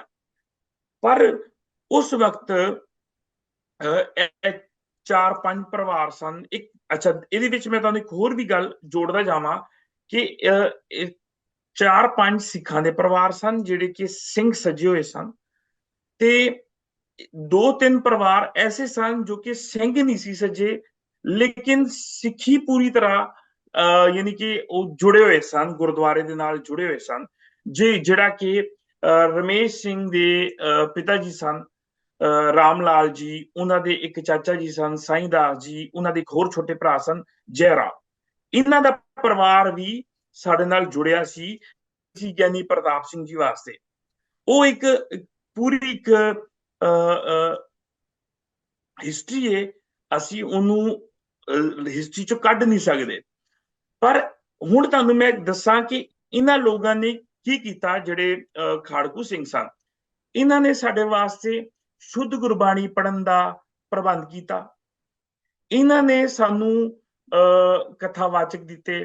ਇਹਨਾਂ ਨੇ ਸਾਨੂੰ ਕੀਰਤਨ ਦੇ ਨਾਲ ਜੋੜਨ ਦੀ ਉਹ ਇੱਕ ਆਪਣਾ ਰੋਲ ਪਲੇ ਕੀਤਾ। ਕਿ ਸਭ ਤੋਂ ਪਹਿਲੇ ਫਿਰ ਮੇਰੇ ਜੀਜਾ ਜੀ ਸੀ ਜਿਹੜੇ ਉਹ ਗਏ, ਉਹਨਾਂ ਨੇ ਬਕਾਇਦਾ ਕਲਾਸਿਸ ਲਈਆਂ ਹਾਰਮੋਨੀਅਮ ਦੀਆਂ, ਔਰ ਉਹ ਸੰਤ ਸਿੰਘ ਹੁਣ ਵੀ ਨਨਕਾਣਾ ਸਾਹਿਬ ਦੇ ਵਿੱਚ ਨੇ। ਉਹਨਾਂ ਨੇ ਫਿਰ ਅੱਗੇ ਫਿਰ ਕਲਾਸ ਸਟਾਰਟ ਕੀਤੀ, ਫਿਰ ਬਾਕੀ ਬੱਚਿਆਂ ਨੂੰ ਕੀਰਤਨ ਕਰਨਾ ਸਿਖਾਇਆ। ਫਿਰ ਉਹਦੇ ਮਤਲਬ ਉਹਨਾਂ ਤੋਂ ਅੱਗੇ ਜਿਹੜੀ ਹੈ ਉਹ ਨੈਟਵਰਕ ਬਣ ਗਿਆ ਨਾ, ਕਿ ਉਹਨਾਂ ਤੋਂ ਅੱਗੇ ਬੱਚਿਆਂ ਨੇ ਹੋਰ ਸਿਖਾਤਾ। ਉਸ ਵੇਲੇ ਕੋਈ ਤਬਲੇ ਦਾ ਉਹ ਸਾਡੇ ਕੋਲ ਉਸਤਾਦ ਨਹੀਂ ਸੀ। ਜਿਹੜੇ ਸਨ ਉਹ ਖੁਦ ਹੀ ਉਹਨਾਂ ਨੇ ਆਪਣੀ ਲਰਨਿੰਗ ਤੋਂ ਹੀ ਸਿੱਖਿਆ ਸੀ, ਖੁਦ ਹੀ ਉਹਨਾਂ ਨੇ ਸਿੱਖਿਆ ਸੀ, ਵੇਖ ਵੇਖ ਕੇ ਤਬਲਾ ਸਿੱਖਿਆ ਸੀ। ਅੱਜ ਨਨਕਾਣਾ ਸਾਹਿਬ ਦੇ ਵਿੱਚ ਐਸੇ ਤਬਲਾਵਾਚਕ ਨੇ ਕਿ ਸ਼ਾਇਦ ਹਿੰਦੁਸਤਾਨ 'ਚ ਵੀ ਐਸੇ ਤਬਲਾਵਾਚਕ ਨਾ ਹੋਣ। ਮੈਂ ਅਗਰ ਕਰਨਾ ਕਿ ਇੰਨੀ ਲਿਮਿਟਿਡ ਰਿਸੋਰਸਸ ਦੇ ਵਿੱਚ ਅਗਰ ਅਸੀਂ ਬਾਣੀ ਦੀ ਸ਼ੁੱਧਤਾ ਤੇ ਗਏ, ਮੈਂ ਤੁਹਾਨੂੰ ਇੱਕ ਗੱਲ ਦੱਸ ਦੇਵਾਂ ਕਿ ਜਦੋਂ ਤੱਕ ਸ਼੍ਰੋਮਣੀ ਗੁਰਦੁਆਰਾ ਪ੍ਰਬੰਧਕ ਕਮੇਟੀ ਦਾ ਹੁੰਦਾ ਸੀ, ਨਨਕਾਣਾ ਸਾਹਿਬ ਦੀ ਅਰਦਾਸ, ਗੁਰਦੁਆਰਾ ਸਾਹਿਬ ਦੀ ਅਰਦਾਸ ਜਿਹੜੀ ਸੀ ਉਹ ਗਿਆਨੀ ਪ੍ਰਤਾਪ ਸਿੰਘ ਜੀ ਕਰਦੇ ਸਨ ਪਹਿਲੇ। ਉਹਨਾਂ ਦੀ ਡੈਥ ਤੋਂ ਬਾਅਦ ਮੇਰਾ ਪਿਤਾ ਜੀ, ਜਾਂ ਉਹਨਾਂ ਦੀ ਬਿਮਾਰ ਹੋਣ ਤੋਂ ਬਾਅਦ ਮੇਰੇ ਪਿਤਾ ਜੀ ਨੇ ਅਰਦਾਸ ਕਰਨੀ ਸ਼ੁਰੂ ਕੀਤੀ। ਉਸ ਵਕਤ ਤੱਕ ਅਸੀਂ ਅਰਦਾਸ ਵੀ ਨਹੀਂ ਸੀ ਕਰ ਸਕਦੇ। ਤੇ ਉਹ ਸਾਰੀ ਜਿਹੜੀ ਐਜੂਕੇਸ਼ਨ ਹੈ, ਜਿਹੜੀ ਸਿੱਖ ਧਰਮ ਨਾਲ ਸਾਨੂੰ ਜੋੜਨ ਦੀ, ਦੇਖੋ ਐਜੂਕੇਸ਼ਨ ਤੋਂ ਬਗੈਰ ਤੇ ਕੋਈ ਵੀ ਕੰਪਲੀਟ ਨਹੀਂ ਹੋ ਸਕਦਾ।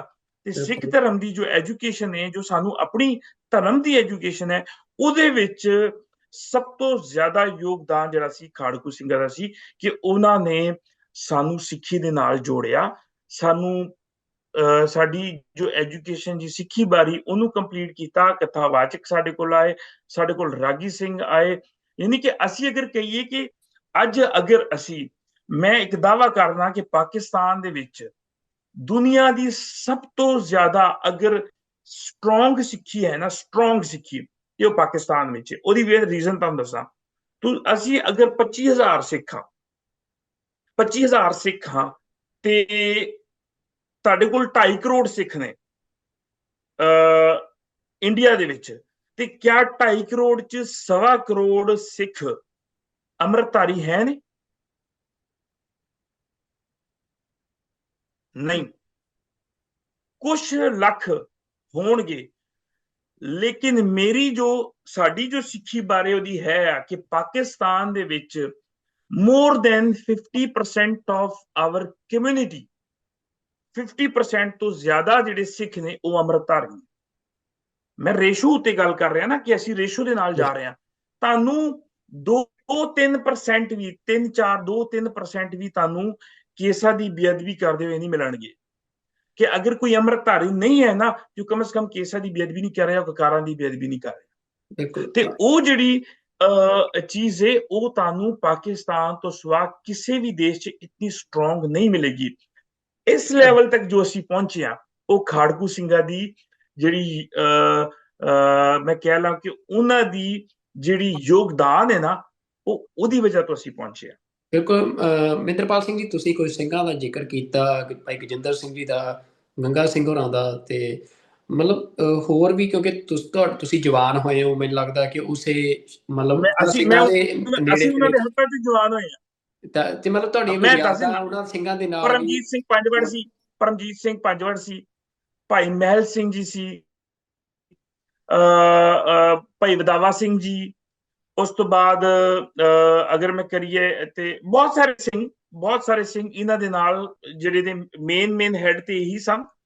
ਤੇ ਭਾਈ ਲਖਬੀਰ ਸਿੰਘ ਜੀ, ਜੋ ਕਿ ਸੰਤਾਂ ਦੇ ਭਤੀਜੇ ਸਨ, ਸੰਤ ਜਰਨੈਲ ਸਿੰਘ ਜੀ ਦੇ ਜੋ ਕਿ ਉਹਨਾਂ ਦੇ ਭਤੀਜੇ ਸਨ, ਭਾਈ ਲਖਬੀਰ ਸਿੰਘ ਜੀ, ਉਹਨਾਂ ਦਾ ਪਰਿਵਾਰ, ਮਤਲਬ ਉਹਨਾਂ ਦੇ ਜਿਹੜੇ ਭਾਈ ਲਖਬੀਰ ਸਿੰਘ ਜੀ ਸਨ, ਉਹਨਾਂ ਦਾ ਬੜਾ ਯੋਗਦਾਨ ਹੈ। ਮੈਨੂੰ ਬਹੁਤ ਅੱਛੀ ਤਰ੍ਹਾਂ ਯਾਦ ਹੈ, ਮੇਰੀ ਉਹਨਾਂ ਦੇ ਸੁਪੁੱਤਰ ਨਾਲ ਟੋਰਾਂਟੋ 'ਚ ਮੁਲਾਕਾਤ ਹੋਈ। ਮੈਨੂੰ ਉਸ ਵੇਲੇ ਮੈਨੂੰ ਬੜੀ ਖੁਸ਼ੀ ਹੋਈ ਉਹਨਾਂ ਨਾਲ ਮੁਲਾਕਾਤ ਕਰਕੇ, ਠੀਕ ਹੈ। ਤੇ ਉਹਨਾਂ ਦੇ ਇੱਕ ਭਰਾ ਨਾਲ ਮੇਰੀ USA 'ਚ ਮੁਲਾਕਾਤ ਹੋਈ। ਮੈਨੂੰ ਜਦੋਂ ਪਤਾ ਚੱਲਿਆ ਕਿ ਇਹ ਸੰਤਾਂ ਦੇ ਭਤੀਜੇ ਨੇ, ਤੇ ਅਸੀਂ ਗੱਡੀ 'ਚ ਇਕੱਠੇ ਬੈਠੇ ਸਾਂ, ਤੇ ਤੁਸੀਂ ਬਿਲੀਵ ਕਰੋ ਕਿ ਮੇਰੇ ਰੌਂਗਟੇ ਜਿਹੜੇ ਖੜੇ ਹੋ ਗਏ ਕਿ ਮੈਂ ਕਿੰਨੀ ਉੱਚੀ ਸ਼ਖਸੀਅਤ ਜਿਹੜੀ ਹੈ ਉਹ ਮੇਰੇ ਨਾਲ ਬੈਠੀ ਹੈ। ਕਿਉਂਕਿ ਮੈਂ ਤੁਹਾਨੂੰ ਫਿਰ ਕਿਹਾ ਕਿ ਅਗਰ ਅਸੀਂ ਉਹਨਾਂ ਦੇ ਯੋਗਦਾਨ ਨੂੰ ਭੁੱਲਾਂਗੇ ਤੇ ਅਸੀਂ ਬਗੈਰਤ ਹੋਵਾਂਗੇ। ਤੇ ਮੈਂ ਤੇ ਇੰਨੀ ਉੱਚੀ ਸ਼ਖਸੀਅਤ ਮੇਰੇ ਨਾਲ ਬੈਠੀ ਹੈ, ਤੇ ਜੇ ਫੇਰ ਵੀ ਮੇਰੇ ਰੌਂਗਟੇ ਨਾ ਖੜੇ ਹੋਣ ਤੇ ਫੇਰ ਤੇ ਲਾਈਕ ਮੈਂ ਹੁਣ ਕੀ ਇਹਦੇ ਵਾਸਤੇ ਵਰਡ ਵਰਤਾਂ। ਪਰ ਇਹ ਹੈ ਕਿ ਅਸੀਂ ਉਹਨਾਂ ਦੇ ਯੋਗਦਾਨ ਨੂੰ ਨਹੀਂ ਭੁੱਲ ਸਕਦੇ। ਇਹ ਸਾਰਾ ਇਹਨਾਂ ਦਾ ਯੋਗਦਾਨ ਸੀ। ਫਿਰ ਮੈਂ ਤੁਹਾਨੂੰ ਦੱਸਾਂ ਕਿ ਉਸ ਵਕਤ ਜਦੋਂ ਪਾਕਿਸਤਾਨ, ਜਦੋਂ ਸ਼੍ਰੋਮਣੀ ਗੁਰਦੁਆਰਾ ਪ੍ਰਬੰਧਕ ਕਮੇਟੀ ਗੋਲਕਾਂ ਦਾ ਪੈਸਾ ਲੈ ਜਾਂਦੀ ਸੀ ਨਨਕਾਣਾ ਸਾਹਿਬ ਤੋਂ, ਜਿੰਨੇ ਗੁਰਦੁਆਰਿਆਂ ਦੀ ਗੋਲਕਾਂ ਸੀ ਉਹ ਖੋਲ ਕੇ ਉਹ ਲੈ ਕੇ ਜਾਂਦੀ ਸੀ ਪਾਕਿਸਤਾਨ ਦੇ ਵਿੱਚ। ਉਹ ਕਹਿੰਦੀ, ਇਹ ਕਲੇਮ ਕਰਦੀ ਸੀ ਕਿ ਸਾਡੀ ਸੰਗਤ ਨੇ ਇੱਥੇ ਪੈਸਾ ਪਾਇਆ। ਤੇ ਕਿਸ ਪੈਸੇ ਦੇ ਨਾਲ ਡਿਵੈਲਪਮੈਂਟ ਹੁੰਦੀ ਪਾਕਿਸਤਾਨ ਦੀ? ਮੈਂ ਤੁਹਾਨੂੰ ਅਗਰ 99 ਤੱਕ ਗੁਰਦੁਆਰੇ ਦੀ ਕੰਡੀਸ਼ਨ ਦੱਸਾਂ, ਬਹੁਤ ਸਾਰੇ ਲੋਕ ਜਿਹੜੇ 99 ਤੱਕ ਪਾਕਿਸਤਾਨ ਆਉਂਦੇ ਸਨ, ਉਹਨਾਂ ਨੂੰ ਪੁੱਛੋ ਕਿ 99 ਤੱਕ ਗੁਰਦੁਆਰੇ ਦੇ ਅੰਦਰ ਵੀ ਇੱਟਾਂ ਦੀ ਸੋਲਿੰਗ ਹੁੰਦੀ ਸੀ। ਅੱਜ ਪੂਰੇ ਗੁਰਦੁਆਰੇ 'ਚ ਕਿਸੇ ਜਗ੍ਹਾ ਤੇ ਤੁਹਾਨੂੰ ਇੱਟਾਂ ਦੀ ਸੋਲਿੰਗ ਨਹੀਂ ਨਜ਼ਰ ਆਉਂਦੀ। ਪੂਰੇ ਇੱਕ ਮਰਬੇ ਦੇ ਵਿੱਚ, ਇੱਕ ਸਵਾ ਮਰਬਾ ਦਾ ਨਨਕਾਣਾ ਸਾਹਿਬ ਦਾ ਗੁਰਦੁਆਰਾ ਹੈ, ਕਿਸੇ ਜਗ੍ਹਾ ਤੇ ਨਹੀਂ ਨਜ਼ਰ ਆਉਂਦੀ। ਤੇ ਉਹ ਜਿਹੜੀ ਡਿਵੈਲਪਮੈਂਟ ਹੋਈ, ਜੋ ਇੰਨਾ ਸੋਹਣੀ ਇਮਾਰਤਾਂ ਬਣੀਆਂ, ਬਿਲਡਿੰਗਾਂ ਬਣੀਆਂ, ਰਿਹਾਇਸ਼ੀ ਕਮਰੇ, ਸਰਾਵਾਂ ਬਣੀਆਂ, ਉਹ ਸਾਰਾ ਪਾਕਿਸਤਾਨ ਸਿੱਖ ਗੁਰਦੁਆਰਾ ਪ੍ਰਬੰਧਕ ਕਮੇਟੀ ਦੇ ਬਾਅਦ ਹੋਈਆਂ। ਔਰ ਪਾਕਿਸਤਾਨ ਸਿੱਖ ਗੁਰਦੁਆਰਾ ਪ੍ਰਬੰਧਕ ਕਮੇਟੀ ਨੇ, ਮੈਂ ਹੁਣ ਅਗਰ ਹਿੰਦੁਸਤਾਨ ਦਾ ਤੁਹਾਨੂੰ ਮੈਂ ਰੋਲ ਦੱਸਾਂ ਕਿ ਜੋ ਨੈਗੇਟਿਵ ਰੋਲ ਉਹਨਾਂ ਨੇ ਪਾਕਿਸਤਾਨ ਦੇ ਸਿੱਖਾਂ ਉੱਤੇ ਪਲੇ ਕੀਤਾ, ਮੈਂ ਉਹਦੀ ਦੁਨੀਆ ਦੇ ਵਿੱਚ ਇਸ ਜ਼ੁਲਮ ਦੀ ਮਿਸਾਲ ਹੀ ਕੋਈ ਤੁਹਾਨੂੰ ਨਹੀਂ ਮਿਲੇਗੀ। ਜਦੋਂ ਪਾਕਿਸਤਾਨ ਸਿੱਖ ਗੁਰਦੁਆਰਾ ਪ੍ਰਬੰਧਕ ਕਮੇਟੀ 1999 ਦੇ ਵਿੱਚ ਜਦੋਂ ਖਾਲਸਾ ਸਾਜਨਾ ਦਿਵਸ ਸੀ, ਉਸ ਵਕਤ ਜਦੋਂ ਇਹ ਪਹਿਲੀ ਵਿਸਾਖੀ ਦੇ ਉੱਤੇ ਪ੍ਰਬੰਧਕ ਕਮੇਟੀ ਨੇ ਸੰਭਾਲਿਆ, ਤੇ ਉਸ ਤੋਂ ਬਾਅਦ ਇੰਡੀਆ ਤੋਂ ਜਥੇਬੰਦ ਕਰ ਦਿੱਤੇ ਗਏ। ਇੰਡੀਆ ਤੋਂ ਜਿਹੜੇ ਸਿੱਖਾਂ ਯਾਤਰੀ ਸਿੰਘ ਆਉਂਦੇ ਸਨ, ਉਹਨਾਂ ਨੂੰ ਬੰਦ ਕਰ ਦਿੱਤਾ ਗਿਆ ਕਿ ਜਦ ਤੱਕ ਤੁਸੀਂ ਇਸ ਕਮੇਟੀ ਨੂੰ ਖਤਮ ਨਹੀਂ ਕਰੋਗੇ ਔਰ ਸਾਰਾ ਜਿਹੜਾ ਰੋਲ ਹੈ ਦੁਬਾਰਾ ਉਹਨਾਂ ਨੂੰ ਨਹੀਂ ਦਿਓਗੇ, ਸ਼੍ਰੋਮਣੀ ਗੁਰਦੁਆਰਾ ਪ੍ਰਬੰਧਕ ਕਮੇਟੀ ਨੂੰ, ਅਸੀਂ ਨਹੀਂ ਜਥੇ ਨਹੀਂ ਆਣਗੇ। ਔਰ ਜਥਿਆਂ ਦੇ ਜੇ ਆਂਦੇ ਵੀ ਸਨ ਤੇ 15 20 50 ਬੰਦੇ ਆ ਜਾਂਦੇ ਸਨ, ਜੋ ਕਿ 3000 ਦਾ ਜਥਾ ਪਹਿਲੇ ਡਿਸਾਈਡਡ ਸੀ। ਹੁਣ ਵਿਸਾਖੀ ਤੇ ਜਿਹੜੀ ਸੰਗਤ ਜਾ ਰਹੀ ਹੈ, 7000 ਦੇ ਕਰੀਬ ਵੀਜ਼ੇ ਜਿਹੜੇ ਨੇ ਉਹ ਅਪਰੂਵ ਹੋਏ ਨੇ। ਪਹਿਲੀ ਵਾਰੀ ਪਾਕਿਸਤਾਨ 'ਚ ਐਸਾ ਹੋਇਆ ਹੈ। ਮੈਂ ਇਸ ਗੱਲ ਨੂੰ ਕਰਦਾ ਵਾਂ। ਅੱਜ ਜਿੰਨੀਆਂ ਸੰਗਤਾਂ ਆ ਰਹੀਆਂ ਉਹਦੇ ਵਿੱਚ, ਫਿਰ ਅਗਰ ਹਿੰਦੁਸਤਾਨ ਦਾ ਮੈਂ ਨੈਗੇਟਿਵ ਰੋਲ ਦਿਖਾਵਾਂ, ਤੇ ਉਸ ਤੋਂ ਬਾਅਦ ਅੱਜ ਤੱਕ ਇੰਡੀਆ ਦੇ ਵਿੱਚ ਉਹ ਪ੍ਰਚਾਰ ਕਰਦਾ ਹੈ ਕਿ ਜਿਹੜਾ ਵੀ ਸਿੰਘ ਜਾਂ ਕੋਈ ਵੀ ਪਾਕਿਸਤਾਨ ਜਾਵੇਗਾ ਉਹ ਕਿਸੇ ਦੂਸਰੇ ਦੇਸ਼ 'ਚ ਨਹੀਂ ਜਾ ਸਕਦਾ। ਤੇ ਅਗਰ ਕਿਸੇ ਦੂਸਰੇ ਦੇਸ਼ 'ਚ ਕੋਈ ਸਿੱਖ ਨਹੀਂ ਜਾ ਸਕਦਾ ਜੋ ਕਿ ਇੰਡੀਆ ਦਾ ਹੋਵੇਗਾ, ਕਿਸੇ ਦਾ ਵੀ, ਤੇ ਮੈਂ ਕਿਵੇਂ ਨਾਰਥ ਅਮਰੀਕਾ ਆ ਗਿਆ ਜੀ? ਮੇਰੇ ਵਰਗੇ ਕਈ ਆਏ। ਹੁਣ ਤੁਹਾਨੂੰ ਮੈਂ ਇੱਕ ਹੋਰ ਗੱਲ ਦੱਸਾਂ, ਅਗਰ ਅਸੀਂ ਨਾਰਥ ਅਮਰੀਕਾ ਦਾ ਗੁਰਦੁਆਰਿਆਂ ਦੀ ਅਸੀਂ ਗੱਲ ਕਰੀਏ, ਤੇ ਤੁਸੀਂ ਮੈਨੂੰ ਦੱਸੋ ਕਿ ਅਗਰ ਪੋਲੀਟੀਕਲੀ ਇੰਪਾਵਰ ਗੁਰਦੁਆਰਾ, ਸਭ ਤੋਂ ਜ਼ਿਆਦਾ ਪੋਲੀਟੀਕਲੀ ਇੰਪਾਵਰ ਗੁਰਦੁਆਰਾ ਕਿਹੜਾ ਹੈਗਾ ਨਾਰਥ ਅਮਰੀਕਾ ਦਾ? ਤੁਸੀਂ ਦੱਸ ਸਕਦੇ ਹੋ ਮੈਨੂੰ? ਦੇਖ, ਮਤਲਬ ਇਸ ਟਾਈਮ ਤਾਂ ਮਤਲਬ ਇਹ ਸਵਾਲ ਜਿਹੜਾ ਆ, ਇਹ ਮੈਂ ਜਵਾਬ ਦੇਣਾ ਇਹਦਾ ਮੇਰੇ ਲਈ ਉਹ ਹੋ ਜਾਣਾ ਕਿ ਮੈਂ ਤਾਂ ਮਤਲਬ ਇੱਕ ਵੱਡਾ ਜਵਾਬ ਦੇਣਾ। ਤੁਸੀਂ ਆਪਣੇ ਵਿਚਾਰ ਦੱਸੋ। ਬਿਲਕੁਲ ਜੀ। ਜੋ ਮੈਨੂੰ ਲੱਗਾ ਕਿ ਮੈਂ ਇਹਨੇ ਗੁਰਦੁਆਰਿਆਂ ਦੇ ਵਿੱਚ ਮੈਂ ਫਿਰਿਆ, ਉਹ ਮੈਨੂੰ ਫਰੀਮਾਉਂਟ ਵਾਲਾ ਗੁਰਦੁਆਰਾ ਲੱਗਾ ਕਿ ਉਹ ਪੋਲੀਟੀਕਲੀ ਸਭ ਤੋਂ ਤਗੜਾ ਗੁਰਦੁਆਰਾ ਪੂਰੇ ਨਾਰਥ ਅਮਰੀਕਾ 'ਚ, ਕਿ ਜੋ ਕਿ ਗੌਰਮੈਂਟ ਨੂੰ ਵੀ, ਅਮਰੀਕਾ ਦੀ ਗੌਰਮੈਂਟ ਨੂੰ ਵੀ ਫੈਸਲਾ ਕਰਨ ਦੇ ਉੱਤੇ ਉਹ ਡੋਮੀਨੇਟ ਕਰ ਸਕਦਾ। ਬਾਕੀ ਸਾਰੇ ਗੁਰਦੁਆਰਿਆਂ ਦੇ ਉੱਤੇ ਉਹਦੀ ਡੋਮੀਨੈਂਸੀ ਹੈ, ਪੋਲੀਟੀਕਲੀ ਸਟਰੋਂਗ ਹੈ। ਉੱਥੋਂ ਜੇ ਡਿਸੀਜਨ ਹੋ ਜਾਵੇ ਤੇ ਮੇਰਾ ਖਿਆਲ ਹੈ ਕਿ ਪੂਰੀ ਨਾਰਥ ਅਮਰੀਕਾ ਦੇ ਗੁਰਦੁਆਰੇ ਉਸ ਡਿਸੀਜਨ ਨੂੰ ਕਬੂਲ ਕਰਨਗੇ। ਇਸ ਕਿਸਮ ਦਾ ਉਹ ਮੈਨੂੰ ਲੱਗਾ। ਹੁਣ ਨਾਰਥ, ਉੱਥੇ ਜਦੋਂ ਮੈਂ ਫਰੀਮਾਉਂਟ ਗੁਰਦੁਆਰਾ ਸਾਹਿਬ ਮੈਂ ਦਰਸ਼ਨ ਵਾਸਤੇ ਗਿਆ, ਉੱਥੇ ਮੈਨੂੰ ਇੱਕ ਗ੍ਰੰਥੀ ਸਿੰਘ ਮਿਲਿਆ। ਉਹ ਗ੍ਰੰਥੀ ਸਿੰਘ ਨੇ ਮੈਨੂੰ ਇਹ ਗੱਲ ਦੱਸੀ ਕਿ ਮੈਨੂੰ ਮੈਂ ਅਪਲਾਈ ਕੀਤਾ ਮਲੇਸ਼ੀਆ ਵਾਸਤੇ, ਥਾਈਲੈਂਡ ਵਾਸਤੇ, ਸਿੰਗਾਪੁਰ ਵਾਸਤੇ 2002-3 ਦੇ ਵਿੱਚ, ਤੇ ਮੇਰਾ ਹਰ ਜਗ੍ਹਾ ਦਾ ਵੀਜ਼ਾ ਰਿਜੈਕਟ ਹੋਇਆ।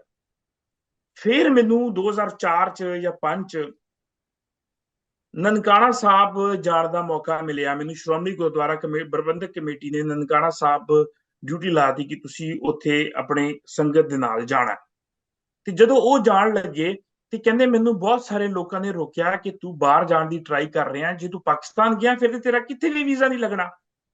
ਇਹ ਮੈਂ ਤੁਹਾਨੂੰ ਐਗਜ਼ੈਕਟ ਸਟੋਰੀ ਉਸ ਗ੍ਰੰਥੀ ਸਿੰਘ ਦੀ ਦੱਸ ਰਿਹਾ। ਉਹਨੇ ਕਿਹਾ ਜਿੱਥੇ ਲੱਗਦਾ ਲੱਗੇ, ਨਾ ਹੀ ਲੱਗਦਾ ਨਾ ਲੱਗੇ, ਮੈਂ ਨਨਕਾਣਾ ਸਾਹਿਬ ਦਰਸ਼ਨ ਕਰਨ ਜ਼ਰੂਰ ਜਾਣਾ।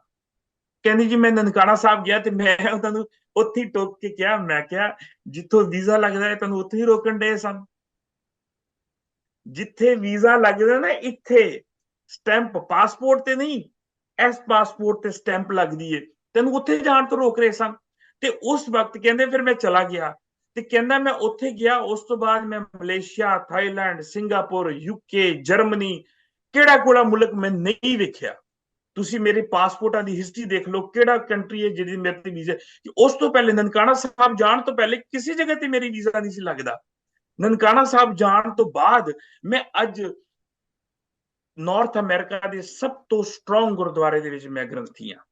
ਮੈਂ ਕਿਹਾ ਜੀ ਬਿਲਕੁਲ ਠੀਕ ਹੈ। ਤੇ ਮੈਂ ਕਿਹਾ ਫਿਰ ਕਮਾਲ ਬਾਬੇ ਨਾਨਕ ਦੀ ਦਰ ਦਾ ਹੋਇਆ ਨਾ। ਬਾਬੇ ਨਾਨਕ ਦੀ ਦਰ ਤੇ ਜਾ ਕੇ ਕਹਿੰਦਾ ਮੈਂ ਬਿਲਕੁਲ ਇਸ ਗੱਲ ਨੂੰ ਮੰਨਦਾ ਕਿ ਇੰਡੀਆ ਜਿਹੜਾ ਹੈ ਉਹ ਇਸ ਬਾਰੇ ਜਿਹੜੀ ਪ੍ਰੋਪਗੈਂਡਾ ਕਰਦਾ, ਝੂਠਾ ਪ੍ਰੋਪਗੈਂਡਾ ਕਰਦਾ, ਕੂੜ ਫੈਲਾਉਂਦਾ ਕਿ ਪਾਕਿਸਤਾਨ ਜਾਣ ਦਾ ਵੀਜ਼ੇ ਨਹੀਂ ਲੱਗਦੇ। ਮੈਂ ਨਨਕਾਣਾ ਸਾਹਿਬ ਤੋਂ ਵੀਜ਼ੇ ਲਵਾ ਕੇ ਮੈਂ ਪੂਰੀ ਦੁਨੀਆ ਫਿਰਿਆ। ਬਿਲਕੁਲ ਮਹਿੰਦਰਪਾਲ ਸਿੰਘ ਜੀ, ਜਿਵੇਂ ਇੰਡੀਆ ਜਿਹੜਾ ਹੈ ਇਸ ਮੈਂ ਤੁਹਾਨੂੰ ਬਿਲਕੁਲ, ਕਿਉਂਕਿ ਸਾਡੀ ਇੰਟਰਵਿਊ ਦਾ ਜਿਹੜਾ ਸਮਾਂ ਆ ਉਹ ਘੜੀ ਚੱਲ ਰਹੀ ਹੈ ਬੜੀ ਤੇਜ਼ੀ ਦੇ ਨਾਲ, ਤੇ ਬੜੀਆਂ ਗੱਲਾਂ ਜਿਹੜੀਆਂ ਮੈਂ ਚਾਹੁੰਦਾ ਕਿ ਤੁਸੀਂ ਤੁਹਾਡੇ ਤੋਂ ਅਸੀਂ ਜਾਣੀਏ।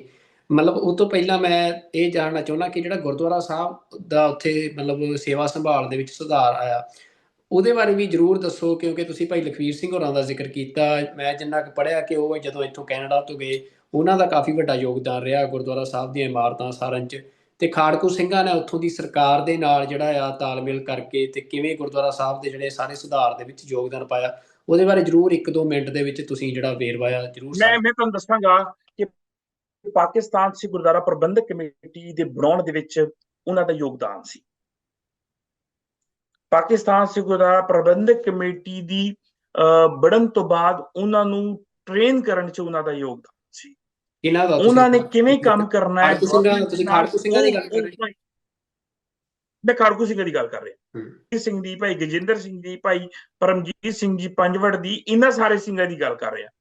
ਇਹਨਾਂ ਦੇ ਯੋਗਦਾਨ ਦੇ ਨਾਲ ਅਸੀਂ ਇਸ ਲੈਵਲ ਤੇ ਪਹੁੰਚੇ। ਮੈਂ ਤੁਹਾਨੂੰ ਅੱਜ ਦੱਸ ਰਿਹਾ ਕਿ ਅੱਜ ਅਗਰ ਮੈਂ ਪਾਰਲੀਮੈਂਟ ਦਾ ਮੈਂਬਰ ਰਹਿ ਚੁੱਕਿਆ, ਮੈਂ ਹੁਣ ਤੁਹਾਨੂੰ ਇੱਕ ਚੀਜ਼ ਦੱਸਾਂ ਕਿ ਜਦੋਂ ਮੈਂ ਪਾਰਟੀ ਦੇ ਵਿੱਚ 2013 ਦੇ ਵਿੱਚ ਸੀ ਤੇ ਮੈਨੂੰ ਟਿਕਟ ਦੇ ਉੱਤੇ ਪ੍ਰੋਬਲਮ ਆ ਰਹੀ ਸੀ ਥੋੜੀ ਜਿਹੀ, ਕਿਉਂਕਿ ਮੈਂ ਯੰਗੈਸਟ, ਬਿਲਕੁਲ ਯੰਗੈਸਟ ਸਾਂ। ਮੈਂ 25 ਸਾਲ ਉਮਰ ਮੇਰੀ ਪੂਰੀ ਹੋਣ ਵਾਲੀ ਸੀ ਤੇ ਟਿਕਟ ਦੀ ਹੈ ਸੀ।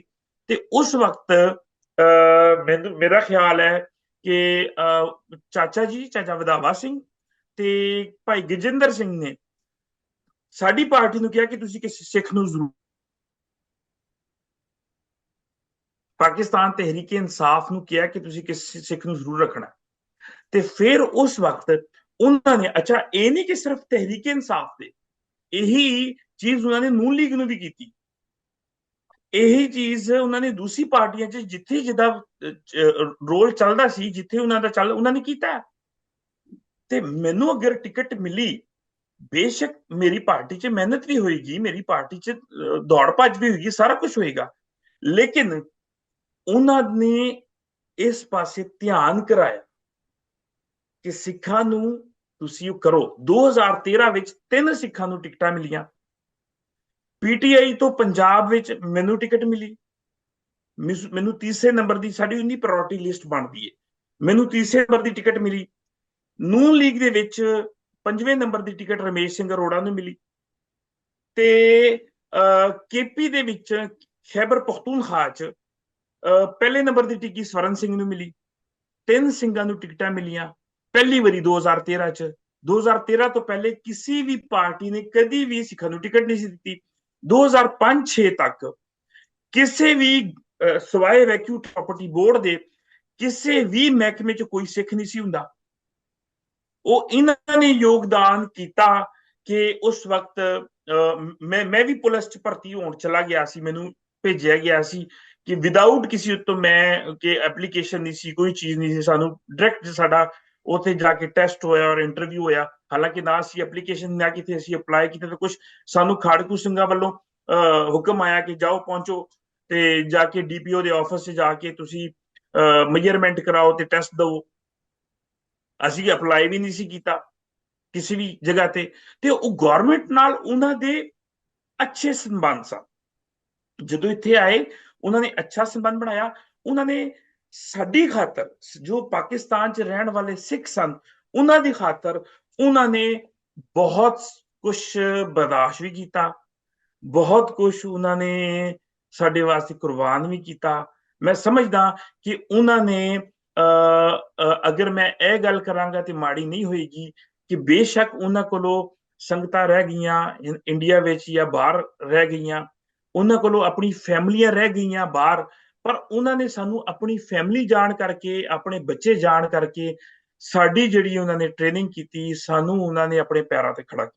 ਬਿਲਕੁਲ ਜੀ, ਮਹਿੰਦਰਪਾਲ ਸਿੰਘ ਜੀ, ਬੜਾ ਵੱਡਾ ਪੱਖ ਆ ਜਿਹੜਾ ਤੁਸੀਂ ਸੰਗਤਾਂ ਦੇ ਨਾਲ ਸਾਂਝਾ ਕਰ ਰਹੇ ਹੋ, ਕਿਉਂਕਿ ਆਮ ਗੱਲਾਂ ਅਸੀਂ ਇੱਥੇ ਮਤਲਬ ਬੁਲਾਰਿਆਂ ਤੋਂ ਵੈਸੇ ਸੁਣਦੇ ਹਾਂ, ਪਰ ਜਿਨ੍ਹਾਂ ਦੇ ਨਾਲ ਹੋਇਆ ਹੋਵੇ, ਕਿ ਜਿਵੇਂ ਤੁਸੀਂ ਦੱਸਿਆ ਕਿ ਤੁਹਾਨੂੰ ਜਿਵੇਂ ਤੁਹਾਡੇ ਨਾਲ ਫਸਟ ਹੈਂਡ ਇਨਫੋਰਮੇਸ਼ਨ ਤੁਸੀਂ ਦੇ ਰਹੇ ਹੋ, ਇਹ ਤੁਹਾਡੇ ਨਾਲ ਇਹ ਕੁਝ ਹੋਇਆ ਉੱਥੇ, ਕਿਵੇਂ ਸਿੰਘਾਂ ਨੇ ਤੁਹਾਡੇ ਮਤਲਬ ਉਹਨਾਂ ਇਹ ਸਾਰੀਆਂ ਚੀਜ਼ਾਂ ਉਹਨਾਂ ਸਿੰਘਾਂ ਦਾ ਇੱਕ ਵਿਜ਼ਨ ਵੀ ਦੁਨੀਆ ਨੂੰ ਦੱਸ ਰਹੀਆਂ ਨੇ ਕਿ ਜਿਹੜੇ ਰਾਜ ਦੇ ਲਈ ਉਹ ਸਿੱਖ ਲੜ ਰਹੇ ਸੀ, ਉਹ ਰਾਜ ਕਿਹੋ ਜਿਹਾ ਆ। ਕਿ ਜਿੱਥੇ ਅਸੀਂ ਦੇਖਦੇ ਹਾਂ ਕਿ ਦੁਨੀਆ ਦੇ ਵਿੱਚ ਸਿਆਸਤੀ ਜਿਹੜੇ ਲੋਕ ਨੇ, ਉਹ ਆਪਣਾ ਆਪ ਬਣਾਉਣ ਦੇ ਲਈ, ਆਪਣੇ ਪਰਿਵਾਰਾਂ ਦਾ ਬਣਾਉਣ ਦੇ ਲਈ, ਮਤਲਬ ਉਹ ਕਰਪਸ਼ਨ ਤੋਂ ਲੈ ਕੇ ਜ਼ੁਲਮ ਤੱਕ ਹਰ ਤਰ੍ਹਾਂ ਦਾ ਹੀਲਾ ਵਸੀਲਾ ਕਰਦੇ ਆ। ਪਰ ਜਿਹੜੇ ਸਿੰਘਾਂ ਨੇ ਆਪਣੇ ਪਰਿਵਾਰ ਪਿੱਛੇ ਛੱਡੇ ਕੌਮੀ ਸੰਘਰਸ਼ ਦੇ ਲਈ, ਤੇ ਜਦੋਂ ਉਹ ਉੱਥੇ ਜਾ ਕੇ ਵੀ ਮਤਲਬ ਉਹਨਾਂ ਤੇ ਸਮਾਂ ਆਇਆ ਕਿ ਉਹਨਾਂ ਨੂੰ ਬੈਠਣਾ ਪਿਆ, ਤਾਂ ਉਹਨਾਂ ਨੇ ਆਪਣੇ ਪਰਿਵਾਰਾਂ ਲਈ ਨਹੀਂ ਸੋਚਿਆ, ਉਹਨਾਂ ਨੇ ਉੱਥੇ ਜਿਹੜੇ ਵੱਸਦੇ ਸਿੱਖ ਸੀ ਉਹਨਾਂ ਦੇ ਲਈ ਸੋਚਿਆ, ਤੇ ਉਹਨਾਂ ਦੇ ਲਈ ਵੱਡੇ ਉਦਮ ਉਪਰਾਲੇ ਕੀਤੇ। ਭਾਈ ਮਹਿੰਦਰਪਾਲ ਸਿੰਘ ਮੈਂ ਜੀ, ਮੈਂ ਹੁਣ ਮਤਲਬ ਇਸ ਤੋਂ ਅੱਗੇ ਜਾਣਨਾ ਚਾਹੁੰਦਾ, ਕਿਉਂਕਿ ਅੱਜ ਦੇ ਸਮੇਂ 'ਚ, ਕਿਉਂਕਿ ਬਿਲਕੁਲ ਥੋੜਾ ਸਮਾਂ, ਲਗਭਗ 10 ਮਿੰਟ ਦੇ ਕਰੀਬ ਸਮਾਂ ਜਿਹੜਾ ਇੰਟਰਵਿਊ ਦਾ ਬਚਿਆ ਆ, ਕਿ ਅੱਜ ਦੇ ਸਮੇਂ 'ਚ ਕਈ ਘਟਨਾਵਾਂ ਇਹੋ ਜਿਹੀਆਂ ਹੁੰਦੀਆਂ। ਤੁਸੀਂ ਦੱਸਿਆ ਕਿ ਹੁਣ ਮਤਲਬ ਉੱਥੋਂ ਦੀ ਸਰਕਾਰ ਦੇ ਵਿੱਚ ਸਿੱਖਾਂ ਦੀ ਸੇਹ ਆ, ਉੱਥੇ ਇੱਕ ਵਧੀਆ ਮੁਕਾਮ ਤੇ ਸਿੱਖ ਨੇ।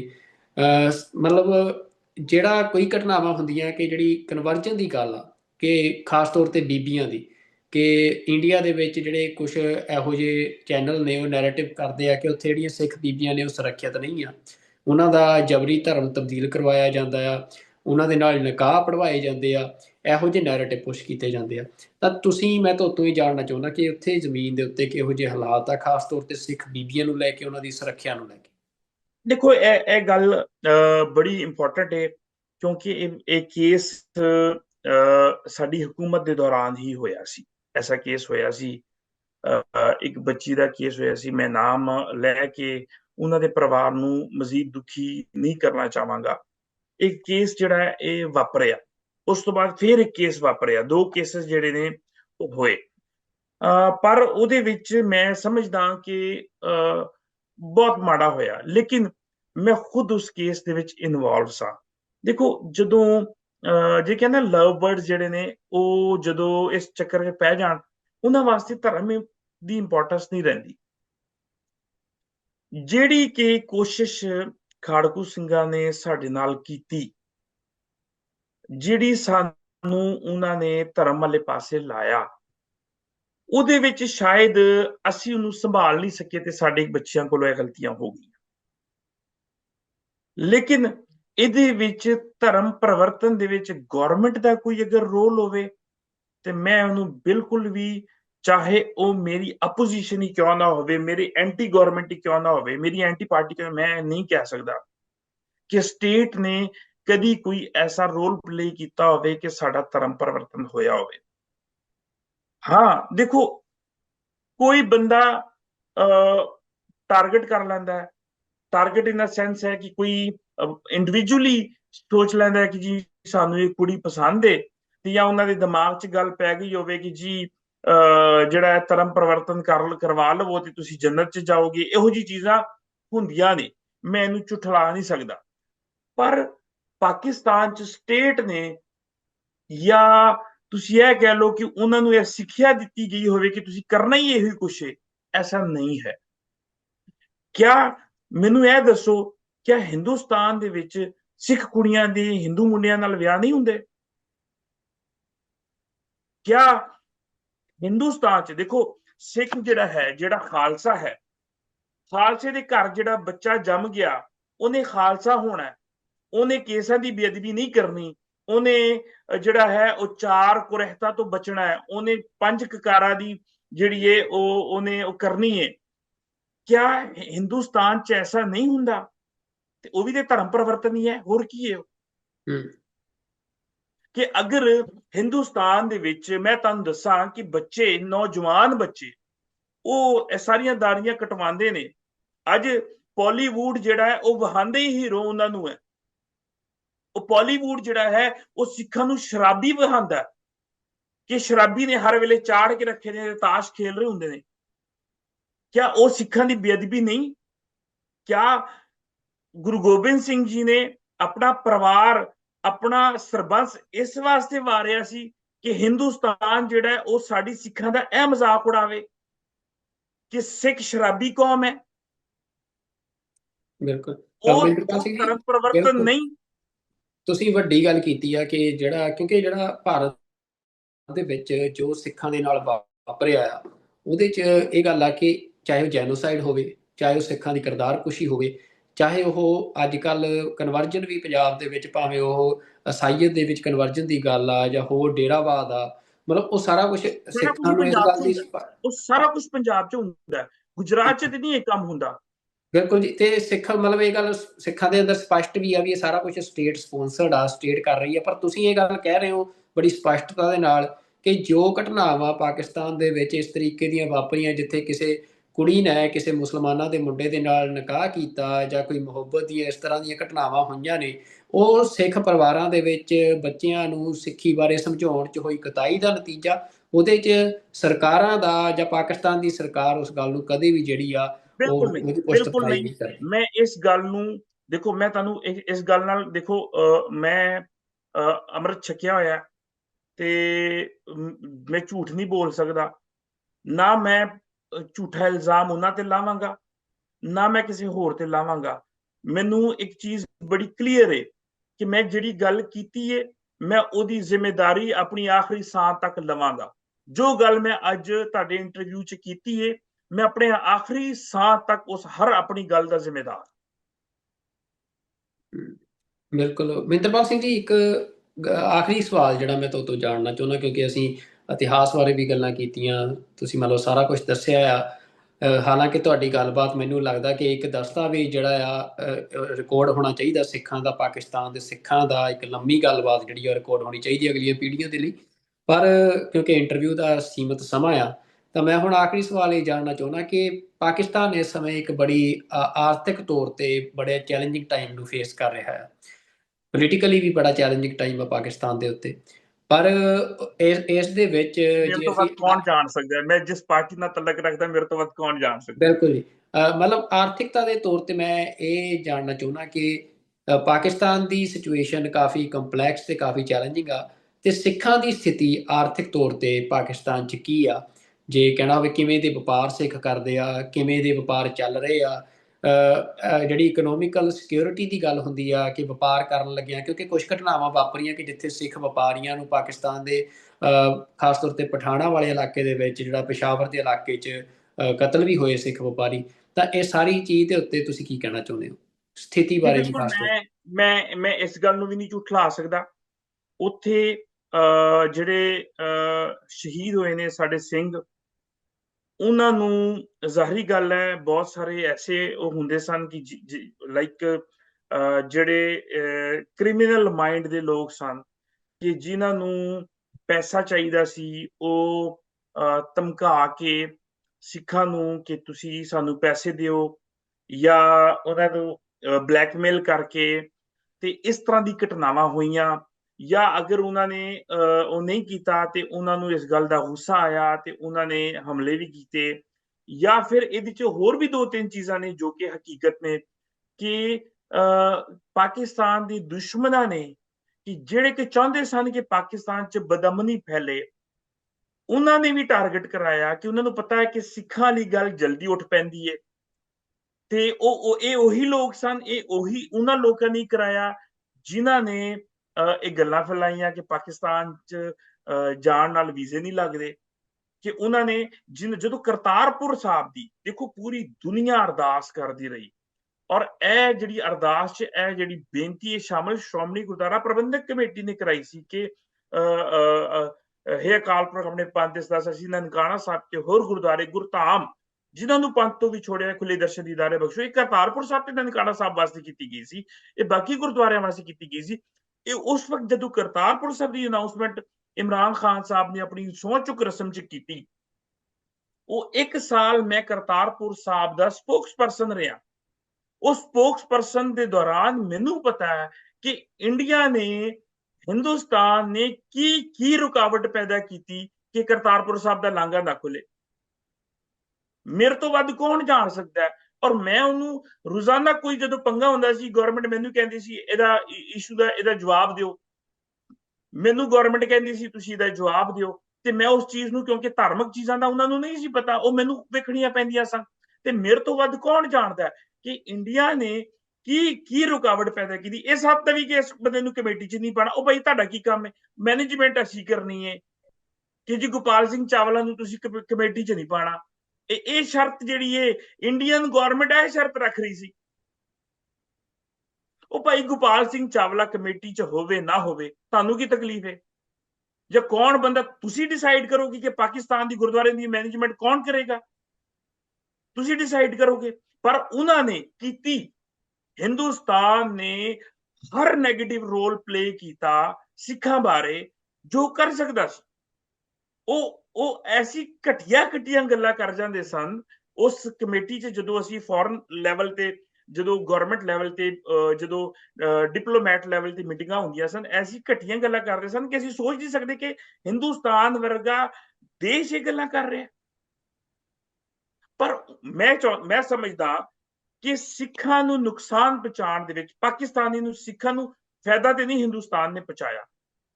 ਅਗਰ ਫਾਇਦਾ ਪਹੁੰਚਾਇਆ ਤੇ ਉਹਨਾਂ ਨੇ ਪਹੁੰਚਾਇਆ ਜੋ ਕਿ ਹਿੰਦੁਸਤਾਨ ਤੋਂ ਇੱਥੇ ਪਾਕਿਸਤਾਨ ਆਏ ਸਨ ਖਾੜਕੂ ਸਿੰਘ, ਉਹਨਾਂ ਨੇ ਫਾਇਦਾ ਜ਼ਰੂਰ ਪਹੁੰਚਾਇਆ ਕਿਉਂਕਿ ਉਹ ਵੀ ਹਿੰਦੁਸਤਾਨ ਦੇ ਸਨ। ਹਿੰਦੁਸਤਾਨ ਦੀ ਗਵਰਨਮੈਂਟ ਨੂੰ ਪਾਕਿਸਤਾਨ ਦੇ ਸਿੱਖਾਂ ਦਾ ਕੋਈ ਫਾਇਦਾ ਨਹੀਂ ਕੀਤਾ, ਉਲਟਾ ਨੁਕਸਾਨ ਕੀਤਾ। ਬਿਲਕੁਲ ਜੀ। ਤੇ ਭਾਈ ਸਾਹਿਬ, ਜਿਹੜਾ ਜਾਂਦੇ ਜਾਂਦੇ ਮਤਲਬ ਮੈਂ ਜ਼ਰੂਰ ਇਹ ਵੀ ਜਾਣਨਾ ਚਾਹੁੰਦਾ, ਕਿਉਂਕਿ ਤੁਹਾਡੀ ਪਾਰਟੀ ਦੀ ਉਦੋਂ ਸਰਕਾਰ ਸੀ ਜਦੋਂ ਕਰਤਾਰਪੁਰ ਸਾਹਿਬ ਦਾ ਲਾਂਘਾ ਉਹ ਇੱਕ ਇਤਿਹਾਸਕ ਫੈਸਲਾ ਹੋਇਆ ਜਦੋਂ ਖੁੱਲਿਆ, ਤੇ ਉਹਦੇ ਬਾਰੇ ਵੀ ਜ਼ਰੂਰ ਮਤਲਬ ਥੋੜਾ ਜਿਹਾ ਬਰੀਫ ਦੇ ਵਿੱਚ ਜਿਹੜੀ ਉਹ ਸਾਰੀ, ਕਿਉਂਕਿ ਇਹ ਕਿਹਾ ਜਾਂਦਾ ਕਿ ਉਹ ਬਹੁਤ ਹਾਇਰ ਲੈਵਲ ਤੇ ਉਹ ਡਿਸੀਜਨ ਮੇਕਿੰਗ ਹੋਈ, ਸਿਰਫ ਪਾਕਿਸਤਾਨ ਜਾਂ ਭਾਰਤ ਹੀ ਨਹੀਂ ਬਲਕਿ ਹੋਰ ਵੀ ਦੁਨੀਆ ਦੀਆਂ ਜਿਹੜੀਆਂ ਸਰਕਾਰਾਂ ਨੇ ਜਾਂ ਮਤਲਬ ਉਸ ਪੱਧਰ ਦੇ ਲੋਕ ਨੇ, ਉਹ ਸਾਰੇ ਡਿਸੀਜਨ ਦੇ ਵਿੱਚ ਇਨਵੋਲਡ ਸੀ। ਤਾਂ ਤੁਸੀਂ ਕਾਫੀ ਨੇੜਿਓਂ ਉਸ ਫੈਸਲੇ ਨੂੰ ਜਾਣਦੇ ਹੋ। ਤਾਂ ਮੇਰਾ ਸਵਾਲ ਇਹੀ ਆ ਕਿ ਲਾਂਘਾ ਖੁੱਲਣ ਦਾ ਫੈਸਲਾ ਕਿਹਨਾਂ ਹਾਲਾਤਾਂ 'ਚ ਹੋਇਆ, ਤੇ ਉਸ ਲਾਂਘੇ ਨੂੰ ਖੋਲਣ ਦੇ ਜਿਹੜੇ ਸਿੱਖਾਂ ਦੇ ਭਵਿੱਖ ਤੇ ਕੀ ਅਸਰ ਪੈ ਸਕਦੇ ਆ, ਇਹਦੇ ਬਾਰੇ ਤੁਸੀਂ ਕੀ ਕਹਿਣਾ ਚਾਹੁੰਦੇ ਹੋ? ਕਰਤਾਰਪੁਰ ਸਾਹਿਬ ਦਾ ਲਾਂਘਾ ਪਿਓਰਲੀ ਉਸੇ ਦਿਨ ਡਿਸਾਈਡ ਹੋਇਆ ਸੀ ਜਿਸ ਦਿਨ ਅਨਾਉਂਸ ਹੋਇਆ। ਉਸ ਤੋਂ ਪਹਿਲੇ ਇਹਦੇ ਬਾਰੇ ਕੋਈ ਗੱਲਬਾਤ ਨਹੀਂ ਸੀ ਹੈ। ਇਹ ਗੱਲ ਕਰਨਾ ਕਿ ਦੂਸਰੀ ਕੰਟਰੀਆਂ ਦਾ ਇਹਦੇ ਵਿੱਚ ਰੋਲ ਸੀ, ਬਿਲਕੁਲ ਗਲਤ। ਕਰਤਾਰਪੁਰ ਸਾਹਿਬ ਦਾ ਡਿਸੀਜਨ ਜਦੋਂ ਨਵਜੋਤ ਸਿੰਘ ਸਿੱਧੂ ਪਾਕਿਸਤਾਨ ਆਇਆ, ਵਾਘਾ ਬਾਰਡਰ ਦੀ ਥੜੀ ਲਾਹੌਰ 'ਚ ਰੁਕਿਆ। ਲਾਹੌਰ ਤੋਂ, ਕਿਉਂਕਿ ਉਹ ਸਾਡੇ ਸਟੇਟ ਦੇ ਗੈਸਟ ਸਨ, ਤੇ ਸਟੇਟ ਗੈਸਟ ਨੂੰ ਸਟੇਟ ਗੈਸਟ ਦੀ ਇੱਕ ਪ੍ਰੋਟੋਕੋਲ ਨਾਲ ਲਿਜਾਇਆ ਜਾਂਦਾ। ਉੱਥੇ ਇਹਨਾਂ ਨੂੰ ਜੋ ਸਟੇਟ ਗੈਸਟ ਵਾਸਤੇ ਜੋ ਅਫਸਰ ਸੀ, ਉਹਨਾਂ ਨਾਲ ਇਹਨਾਂ ਦੀ ਗੱਪਸ਼ਪ ਹੋਈ। ਉਸ ਵੇਲੇ ਇਹਨਾਂ ਨੇ ਨਵਜੋਤ ਸਿੰਘ ਸਿੱਧੂ ਨੇ ਇਹ ਗੱਲ ਕਰ ਦਿੱਤੀ ਕਿ ਮੈਂ ਕਰਤਾਰਪੁਰ ਸਾਹਿਬ ਲਾਂਘੇ ਦੀ ਗੱਲ ਕਰਨੀ ਅੱਜ ਇਮਰਾਨ ਖਾਨ ਸਾਹਿਬ ਨਾਲ। ਉਹ ਗੱਪਸ਼ਪ ਦੇ ਵਿੱਚ ਜਿਵੇਂ ਨਵਜੋਤ ਸਿੰਘ ਸਿੱਧੂ ਜਿਹੜੇ ਥੋੜੇ ਜਿਹੇ ਨੋਟੀ ਜਿਹੇ ਹੈ ਨੇ ਔਰ ਗੌਸਿਪ ਕਰਨ ਵਾਲੇ, ਗੱਪਸ਼ਪ ਕਰਨ ਵਾਲੇ, ਮੌਕਾ ਮਿਲਣਾ ਚਾਹੀਦਾ, ਗੱਲ ਦਾ ਟੌਪਿਕ ਦੇ ਦਿਓ, ਗੱਲ ਸ਼ੁਰੂ ਕਰ ਦਿੰਦੇ ਨੇ। ਉਸ ਪੁਆਇੰਟ ਦੇ ਉੱਤੇ ਉਹਨਾਂ ਨੇ ਇਹ ਗੱਲ ਕੀਤੀ ਕਿ ਅਸੀਂ ਕਰਨਾ ਚਾਹੁੰਦੇ ਹਾਂ। ਜਦੋਂ ਇਹ ਗੱਲ ਹੋਈ ਤੇ ਉਸ ਅਫਸਰ ਨੇ ਆਪਣੇ ਆਪਣੇ ਉੱਤੇ ਅੱਗੇ ਗੱਲ ਪਹੁੰਚਾਈ ਕਿ ਉਹ ਇਹ ਚੀਜ਼ ਦੀ ਮੰਗ ਕਰਨਾ ਚਾਹ ਰਿਹਾ ਹੈ। ਖਾਨ ਸਾਹਿਬ ਨੂੰ ਇੱਕ ਵਾਰੀ ਕੰਨ ਚ ਪਾ ਦਿਓ ਕਿ ਉਹ ਇਹ ਗੱਲ ਕਰੇਗਾ ਤਾਂ ਕਿ ਮੈਂਟਲੀ ਤੌਰ ਤੇ ਖਾਨ ਸਾਹਿਬ ਪ੍ਰਿਪੇਅਰ ਰਹੇ। ਉਹ ਖਾਨ ਸਾਹਿਬ ਨੂੰ ਉੱਥੇ ਗੱਲ ਪਹੁੰਚਾਈ ਤੇ ਖਾਨ ਸਾਹਿਬ ਨੇ ਕਿਹਾ ਹੈ ਕੀ ਚੀਜ਼ ਹੈ ਕਰਤਾਰਪੁਰ ਸਾਹਿਬ ਦਾ ਲਾਂਘਾ, ਕੀ ਚੀਜ਼ ਹੈ। ਉਹਨਾਂ ਨੂੰ ਫਿਰ ਵਿਦਨ ਐਨ ਆਰ ਇੱਕ ਛੋਟੀ ਜੀ ਪ੍ਰੈਜੈਂਟੇਸ਼ਨ ਜਿਹੜੀ ਨਾ ਬਣਾ ਕੇ ਦਿੱਤੀ ਗਈ ਵਰਬਲੀ, ਕਿ ਜਿਵੇਂ ਤੁਸੀਂ ਮੈਨੂੰ ਕਹਿ ਦਿੰਦੇ ਹੋ ਕਿ ਉਹ ਜਿਵੇਂ ਹੁੰਦਾ ਨਹੀਂ ਕਿ ਪੇਪਰ ਚ ਬਾਹਰ ਬੰਦਾ ਖਲੋਤਾ ਹੁੰਦਾ ਤੇ ਅਚਾਨਕ ਪਤਾ ਲੱਗ ਜੀ ਪੇਪਰ ਚ ਇਹ ਸਵਾਲ ਆਉਣ ਲੱਗਾ ਹੈ ਤੇ ਉਹ ਬੰਦਾ ਫਿਰ ਉਹ ਬਾਹਰ ਖਲੋ ਗਈ ਛੇਤੀ ਉਹਨੂੰ ਰਟਾ ਲਾ ਲੈਂਦਾ ਕਿ ਮੈਂ ਪੇਪਰ ਚ ਜਾ ਕੇ ਦੇ ਆਵਾਂ। ਇਸ ਕਿਸਮ ਦੀ ਪ੍ਰੈਜੈਂਟੇਸ਼ਨ ਜਿਹੜੀ ਹੈ ਉਹ ਖਾਨ ਸਾਹਿਬ ਨੂੰ ਦਿੱਤੀ ਗਈ। ਖਾਨ ਸਾਹਿਬ ਨੇ ਗਵਰਨਮੈਂਟ ਨੂੰ, ਜੋ ਅਦਾਰੇ ਸਨ, ਜੋ ਸਿਸਟਮ ਸੀ, ਉਹਨਾਂ ਨੂੰ ਪੁੱਛਿਆ, ਰਿਆਸਤ ਨੂੰ, ਸਟੇਟ ਨੂੰ, ਕਿ ਇਹਦੇ ਉੱਤੇ ਕੋਈ ਪ੍ਰੋਬਲਮ ਹੈ। ਉਹਨਾਂ ਨੇ ਕਿ ਨਹੀਂ, ਕਿ ਫਿਰ ਦੇ ਦਿੰਦੇ ਆ, ਨੋ ਪ੍ਰੋਬਲਮ। ਉਸ ਟਾਈਮ ਜਿਵੇਂ ਸਿੱਧੂ ਪਹੁੰਚੇ, ਉਹਨਾਂ ਨੇ ਇਹ ਗੱਲ ਕੀਤੀ ਤੇ ਖਾਨ ਸਾਹਿਬ ਨੇ ਕਰਤਾਰਪੁਰ ਸਾਹਿਬ ਅਨਾਉਂਸ ਕਰਤਾ। ਉਸ ਤੋਂ ਪਹਿਲੇ ਤੱਕ, ਕਿਉਂਕਿ ਮੈਂ ਪਾਰਟੀ ਦੇ ਵਿੱਚ ਸਾਂ, ਮੈਂ ਸਮਝਦਾ ਕਿ ਇਮਰਾਨ ਖਾਨ ਸਾਹਿਬ ਦੀ ਅੱਜ ਵੀ ਸਿੱਖਾਂ ਦੇ ਵਿੱਚ ਅਗਰ ਕੋਈ ਕਲੋਜ਼ ਜਾਂ ਮਿਨੋਰਿਟੀ ਚ ਵੀ ਅਗਰ ਕੋਈ ਕਲੋਜ਼ ਕੋਈ ਕਵੇ ਤੇ ਖਾਨ ਸਾਹਿਬ ਕੋਲੋਂ ਪੁੱਛ ਲਓ ਕਿ ਉਹਨਾਂ ਦੇ ਸਭ ਤੋਂ ਕਲੋਜ਼ ਕੌਣ ਹੈ। ਮੈਂ ਨਹੀਂ ਕਹਿੰਦਾ, ਹੋ ਸਕਦਾ ਕਿ ਮੈਂ ਉਹ ਕਹੇਗਾ ਨਾ ਕਿ ਆਪਣੇ ਮੂੰਹ ਮੀਆਂ ਮੁੱਠੂ ਵਾਲੀ ਗੱਲ ਹੈ। ਤੇ ਖਾਨ ਸਾਹਿਬ ਨੇ ਇਹ 2-3 ਜਗ੍ਹਾ ਤੇ ਪ੍ਰੂਫ ਦਿੱਤਾ ਕਿ ਮੇਰੇ ਸਭ ਤੋਂ ਕਰੀਬ ਜਿਹੜਾ ਹੈ ਉਹ ਮਹਿੰਦਰਪਾਲ ਸਿੰਘ ਹੈ।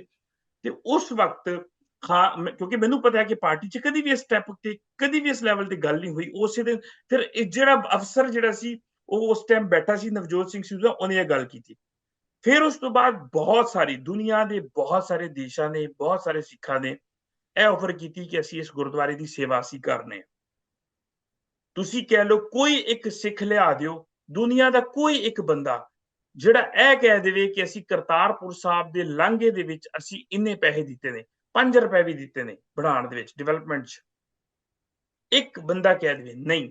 ਪਿਓਰਲੀ ਇਮਰਾਨ ਖਾਨ ਸਾਹਿਬ ਨੇ ਇਹ ਗੱਲ ਕਰਤੀ ਸੀ ਕਿ ਪਾਕਿਸਤਾਨ ਦੀ ਗਵਰਨਮੈਂਟ ਬਣਾਏਗੀ, ਅਸੀਂ ਕਿਸੇ ਕੋਲੋਂ ਇੱਕ ਪੈਨੀ ਵੀ ਇਹਦੇ 'ਚ ਨਹੀਂ ਲੈਣੀ। ਇਹ ਇਮਰਾਨ ਖਾਨ ਸਾਹਿਬ ਦਾ ਡਿਸੀਜਨ ਸੀ। ਉਸ ਵੇਲੇ ਇੰਡੀਆ ਨੇ ਇੰਨਾ ਕੁ ਪ੍ਰੈਸ਼ਰਾਈਜ਼ ਕੀਤਾ, ਇਹ ਗੱਲ ਬੜੀ ਸਿਆਸੀ ਹੋ ਜਾਣੀ ਹੈ, ਉਹ ਕਿਸੇ ਹੋਰ ਪਾਸੇ ਟੁਰ ਜਾਣੀ ਹੈ। ਇੰਨਾ ਕੁ ਪ੍ਰੈਸ਼ਰਾਈਜ਼ ਕੀਤਾ ਕਿ ਉਹ ਪੁਲਵਾਮਾ ਵਾਲਾ ਮਾਮਲਾ ਵੀ ਹੋ ਗਿਆ, ਦੂਸਰੀ ਚੀਜ਼ਾਂ ਵੀ ਹੋ ਗਈਆਂ। ਇਹਦੇ ਵਿੱਚ ਸਾਡੀ ਆਪੋਜੀਸ਼ਨ ਨੇ ਵੀ ਆਪਣਾ ਰੋਲ ਪਲੇ ਕੀਤਾ, ਜੋ ਕਿ ਅੱਜ ਬੜਾ ਕ੍ਰੈਡਿਟ ਲੈਂਦੀ ਹੈ ਕਿ ਜੀ ਸ਼ਾਇਦ ਕਰਤਾਰਪੁਰ ਸਾਹਿਬ ਉਹਨਾਂ ਦਾ ਹੀ ਸਾਰਾ ਹੈ ਜਾਂ ਅੱਜ ਸਿੱਖਾਂ ਨੂੰ ਉਹ ਪ੍ਰਮੋਟ ਕਰ ਰਹੀ ਹੈ। ਨਹੀਂ, ਉਸ ਵਕਤ ਉਹਨਾਂ ਨੇ ਨੈਗੇਟਿਵ ਰੋਲ ਪਲੇ ਕੀਤਾ, ਇੰਡੀਆ ਨੂੰ ਇਹ ਮੈਸੇਜ ਦਿੱਤਾ ਕਿ ਜੀ ਇਹ ਤੇ ਖਾਲਿਸਤਾਨ ਵਾਸਤੇ ਹੋ ਰਿਹਾ। ਇਹਦੇ ਉੱਤੇ ਉਸ ਵਕਤ ਦੇ ਜਿਹੜੇ ਮੁੱਖ ਮੰਤਰੀ ਸਨ, ਅਮਰਿੰਦਰ ਸਿੰਘ, ਕੈਪਟਨ ਅਮਰਿੰਦਰ ਸਿੰਘ, ਉਹਨੇ ਬਿਆਨ ਵੀ ਦਿੱਤਾ ਕਿ ਇਹ ISI ਬਣਵਾ ਰਹੀ ਹੈ। ਉਹਦੇ ਉੱਤੇ ਮੇਰਾ ਅੱਜ ਦਾ ਵੀ ਬਿਆਨ, ਉਹਦੇ ਉੱਤੇ ਜਦੋਂ ਮੈਂ ਚੈਨਲ ਤੇ ਆ ਕੇ ਉਹਦਾ ਜਵਾਬ ਦਿੱਤਾ, ਮੇਰੇ ਕੋਲ ਅੱਜ ਵੀ ਮੋਬਾਈਲ 'ਚ ਪਿਆ ਹੋਇਆ ਉਹ ਜਿਹੜਾ ਇੱਕ ਪ੍ਰੋਗਰਾਮ ਦੇ ਵਿੱਚ ਮੈਂ ਗੱਲ ਕੀਤੀ ਸੀ, ਮੇਰੇ ਕੋਲ ਅੱਜ ਵੀ ਜਾਂ ਲੈਪਟਾਪ 'ਚ ਜਾਂ ਮੋਬਾਈਲ ਵਿੱਚ ਪਿਆ ਹੋਇਆ।